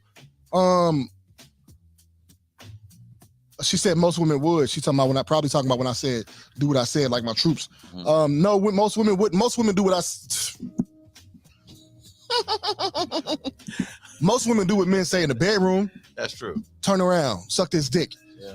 But when I say wash them damn dishes, there might be a problem. Yeah, who you think you're talking to? So I'm just saying I don't know what it looks like. I haven't seen it. I'm not saying it's not there. I'm just saying I haven't seen it. And unless you're talking about paying the bills and leading by example, right? Like I haven't there's no syllabus I had. I just led by example. Most of my life when I was with a woman, I was in the military and I was gone a lot. So really the household was ran based on whatever the fuck they wanted.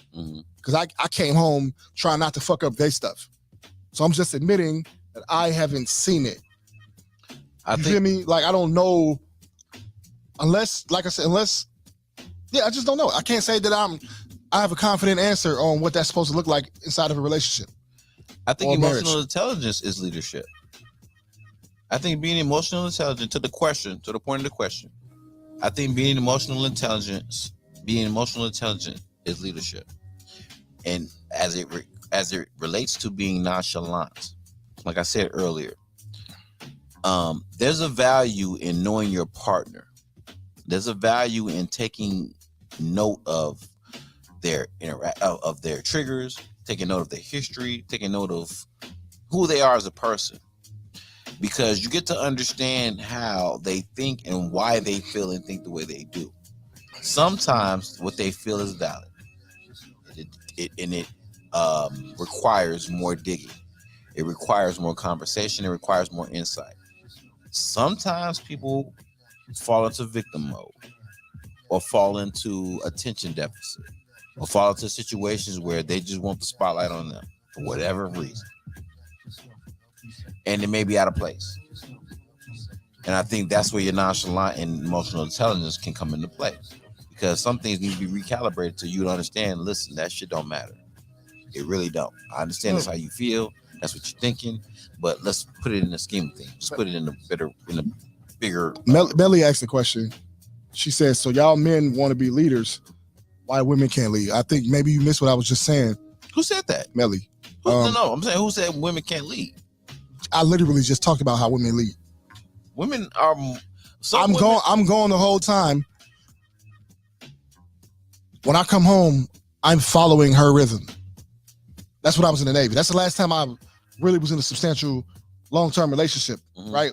I was married or whatever.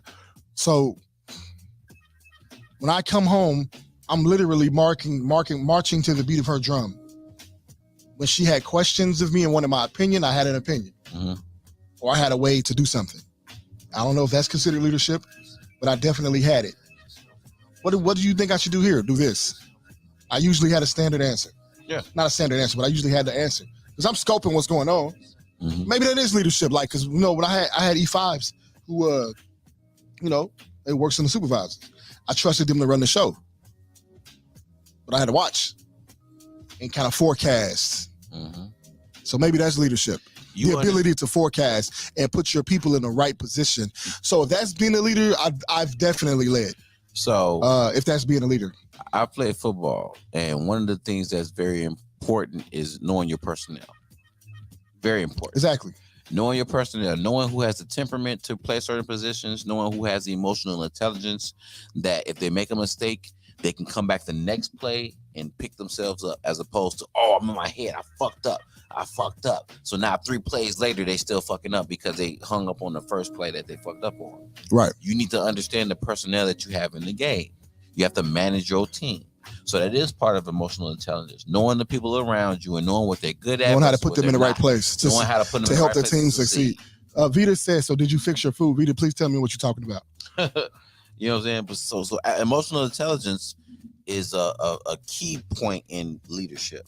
And sometimes that emotional intelligence may show itself as nonchalantness. It might.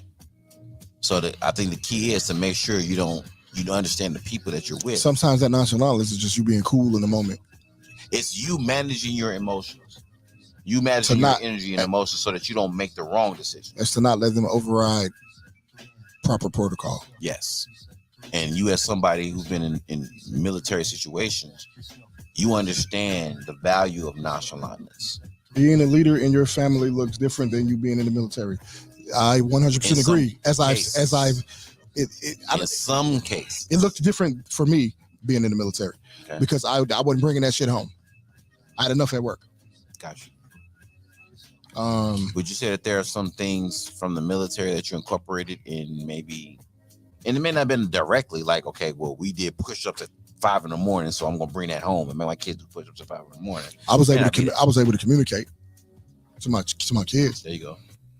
Couldn't do that shit with my woman as much for whatever reason. I could do it with anybody else in the fucking military, but I couldn't do it with her. But I was able to do it with my kids because they saw me in the military. They saw me as a certain authority. So my kids also saw me as a certain authority. So there's an advantage of you bringing home work in this instance. No, or a piece of work. Well, you want to take the soft skills. You don't want to bring leave work where the fuck it was, but you keep soft skills from everything you do. So that wasn't some of my soft skills from my life translated to the Navy. Okay. You know, my ability to be easygoing with people and things like that. And then from the military, I learned to be stern but easygoing. Okay.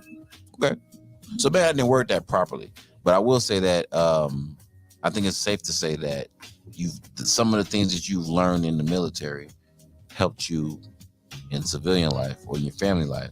Helped and hurt. But to the point, what Vita was saying, with being a leader in your family looks different than being a leader in the military. As a whole, yes.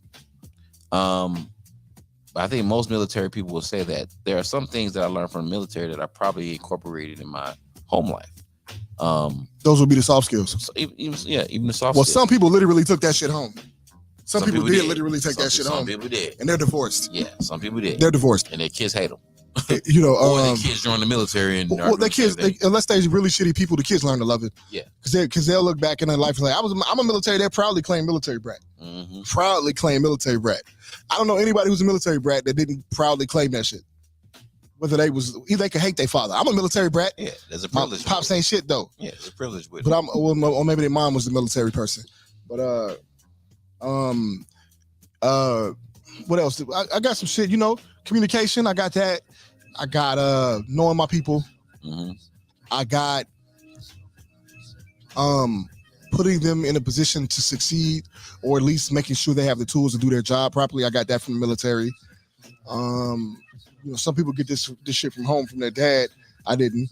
You know, my dad he had a complicated life, and he tried to make it simple for us, for me. He raised me as the only child. He had more children, but he was the only one. I was the only one he raised. He tried his best. But a lot of that shit I got from the military. You know, a lot of soft skills. It also got me in a weird space because like I don't relate to people like I like. Mm-hmm. I think the fact that I don't smoke and drink a lot hinders my friendships.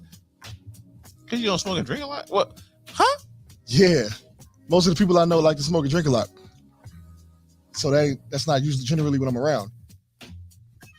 I had much more fun when I used to drink with my friends. I mean, I had a lot more fun. I can see that. Getting fucked up. Yeah. You know, I mean, drinking more than anything opens you up to social circles. But even drinking with civilians is still different. It's like, you know, y'all don't got as much to lose perception wise as we do. Yeah. So you know, a lot of us that'll allow us to do right thing. We'll leave our car somewhere. Mm-hmm. Like, no, I'm gonna leave it here because I'd rather. Yeah. We get training on these DUIs. I'd rather pay a $200 towing fee than a $10,000 DUI fee. Right. Or however much it is now. Right. But which I may venture to say is emotionally intelligent. You feel me? But or a little bit. Maybe, but it's also culture, instinct. Yeah, definitely. Because your culture dictates your knee-jerk reactions. Mm-hmm. Yeah, man. Like if your knee-jerk reaction was to slap somebody, it's a cultural issue. Definitely. Whatever the culture you've built for your life or whatever culture you came from. But I'm pretty sure we hit 100 views today. Oh shit! Damn, we had 211. Well, that's the comments. That's the comments. Yes, it's comments. Yeah, that which is still good. I don't give a fuck. I was happy at 211. Is I told you we was getting tonight. Comments. I told you we getting because we was at 95 last time I looked an hour ago. Last time I looked at it, we was at 95. We probably need to wrap this shit up. We probably do because we running a little over. But well, you know, it's Tuesday. Yes, we get to do that on Tuesday. We do. And it's quality shit. So I'm glad the conversation was quality, man. I'm glad you guys tuned in. And plus, how else are we gonna beat Blizz? Right. If we don't get 3 hours like he got. You know, Blizz on Tuesday. We coming for y'all. Coming for that ass on Tuesdays, Blizz. Boy. We coming for y'all, boy. I'm time stamping this shit too. 240 motherfucking 6. I was, but my phone died. In fact, all y'all, we ain't finna shred it. Come on, man. Put that in your phone and text it to me. 246. All y'all on this station. We coming for all y'all. Timestamp 246. Let's have the conversation, man. We love y'all, man. We about to get the fuck up out of here, though. Yeah. Real quick, let's give a shout out to SBOs once again, man. Shout out to Road Design Services. Make sure you check out Road Design Services across all platforms. Make sure you check out Miss BB Fly, Bottoms Up Mobile Mixology. Y'all make sure y'all check her out. 773-314-7407. Bottoms Up Mix at gmail.com. And you make sure you check out our girl, Miss Nikki Spiller, Nikki Sleek Design Services, graphics design. So you check her out across all platforms as well. All right. Going out, we're gonna leave y'all with I'm gonna leave y'all with a few songs before we log out. We got Spiritualia with Shanice Smith. Yeah. She has to brand my everything. Xavier 2x Iron Flower and Luch with Heavy and Fuck It. Yeah. So close it out. Doug O'Lake, what I'm just saying. Yeah, we love y'all, man. Be sure to tune in on Thursday night. Y'all know we coming back on Thursday night, man. We gonna hit it for y'all. Man, y'all know what it is, man. Shoptalk 7. Let's get it. It's just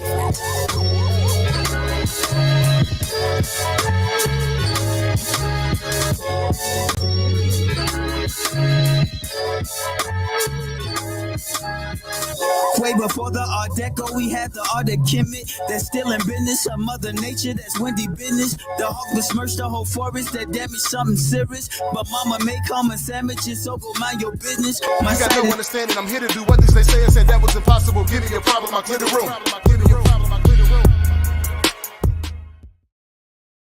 Y'all think it's that, but it's really black bad as social selling. Ask me a question before you do, can you answer this? Are you aware orchard's cancerous? From my vantage, it's truly the latter. That's why I'm painting the grayish matter. Playing I splatter all misconceptions, you should be flattered. On to the stories of being worried about fame and glory. And ghost authors, they not the fathers, they dance on Maury. I'm from a place where from skinny jeans they were up to 40. And still a chapter and parents left it. It make me sick to stomach, be quick to vomit, upgrade the truth, yet it's with be honest. They got the drive, but they shots me why they just like Giannis. Go off the head when I get a beat, I'm a black girl's bonnet. Out of the shower of meditation is focus hour. My aura bright like Egyptian beans, that's a lotus flower. I went as high as the heaven sky just to mold this power. Then had the pee on the galaxy, that's a golden shower. Spiritually, it's the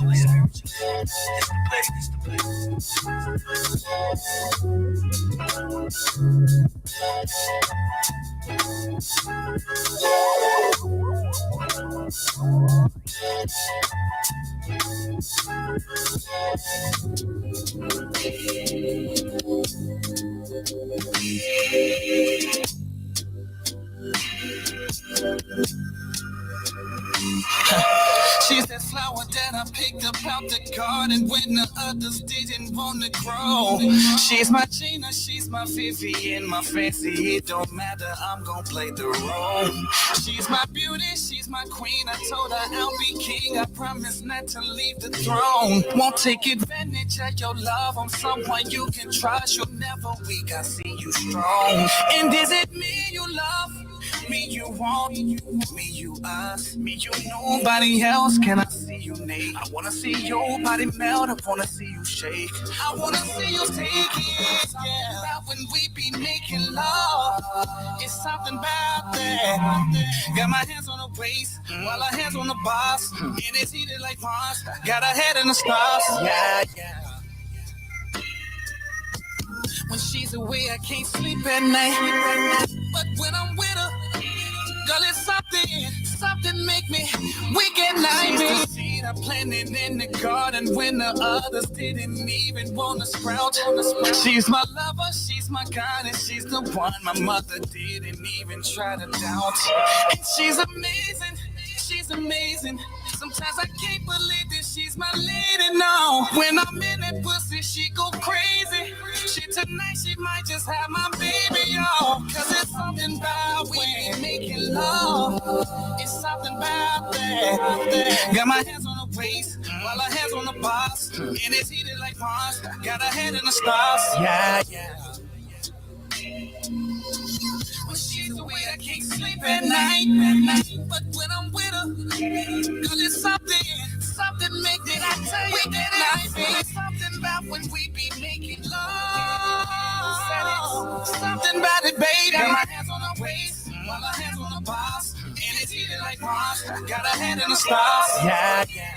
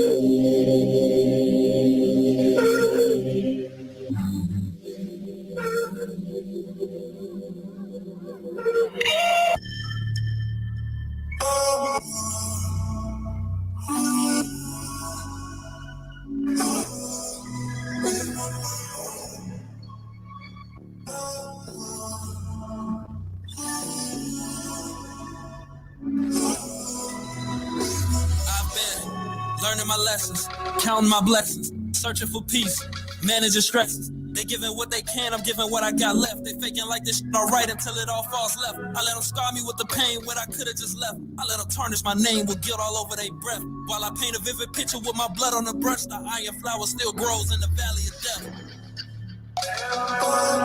Had to learn to not expect me from people who couldn't beat me. A nigga with attitude, naive to think it was easy. They text me like I see you way before they didn't believe me. Bandwagoners, family crossed me at the burdens, I'm still dragging them. Old friends been acting shady, falling back from them. And my bitch been acting crazy, so I'm matching. Iron flower, what you gonna do with your time while you still got some when you able to shine in the darkness and grow without sun? Iron flower, what you gonna do when they hurt you? The thorns you grew were a virtue. The plan that you designed and got you feeling as if you Virgil. This ride is private, y'all just too commercial. I've been healing on a one-track mind state. If you ain't what I'm on, then get the fuck out my face. I'm just trying to reach new heights like the crime rate and walk around with more cake than a birthday. Closer to my damn list of dreams, way closer to death than everybody thinks. I still have nightmares when I drive. I feel so lucky I'm alive. I used to feel I'd be more lucky if I died. I fucking cried with one eye when I woke up. See my face, I'd be a lie if I say I didn't choke up. My granny say the body a temple and I still smoke some. Burn bridges, I'm not in business to fix them. Now when they look across the way, they notice it's him. Now when they see me on that stage, they notice it's him. They gotta say my name again, cause I'm him. Iron flower, what you gonna do when they hurt you? The thorns you grew is a virtue. The plan that you designed, it got you feeling as if you virtual. This ride is private, y'all just too commercial. Iron flower, what you gonna do with your time while you still got some when you able to shine in the darkness and grow without sun?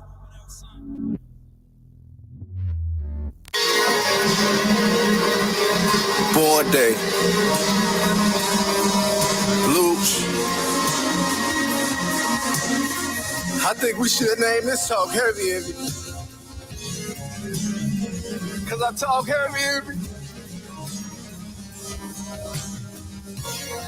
BFA shit.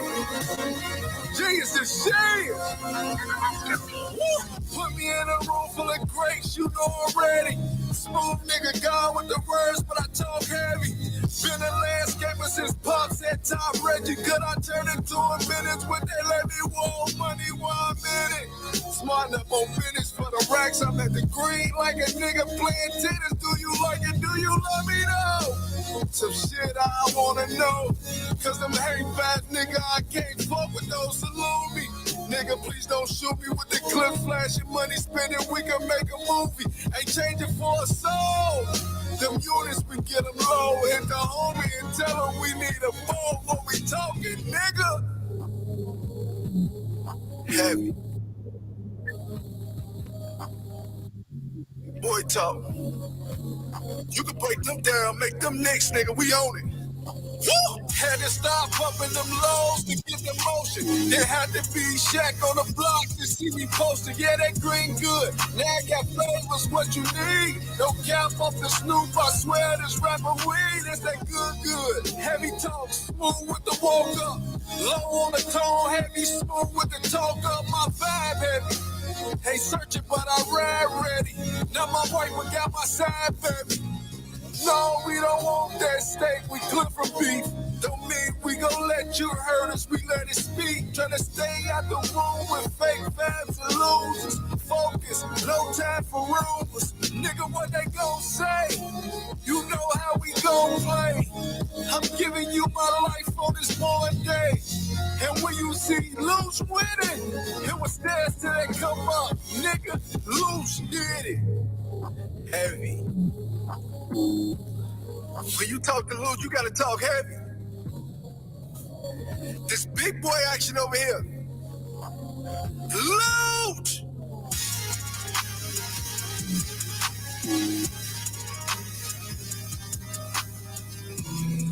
I fucks with you heavily, cause shawty, what we got so rarity. Ain't no comparing, apparently we get high just for the clarity. Yeah. Always on the side of you. They know I'ma ride for you. That's why it's ride or die, cause I love the shit out of you. I'm just saying. To be honest, I tell you that I wasn't honest about everything. So I'll start from the top and tell you just about everything.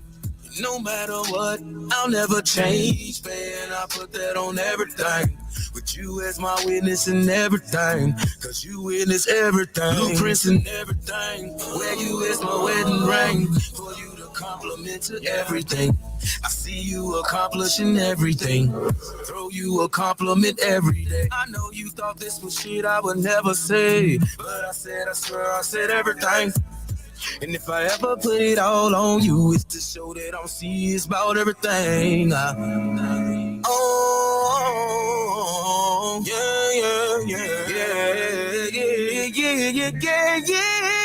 Whoa. I fucks with you heavily. Shawty, what we got so rarity. Ain't no comparing, apparently we get high just for the clarity. Yeah. Always on the side of you. They know I'ma ride for you. That's why it's ride or die, cause I love the shit out of you. I'm just saying. Ooh, wait. We know that the time flies when the vibe's high and the feeling is great. We know that the limelight always shines bright when it's in your face. I never wanna break your heart. When we together, girl, I fall apart. This is the life for. Fucks with you heavily. Shawty, what we got so rarity.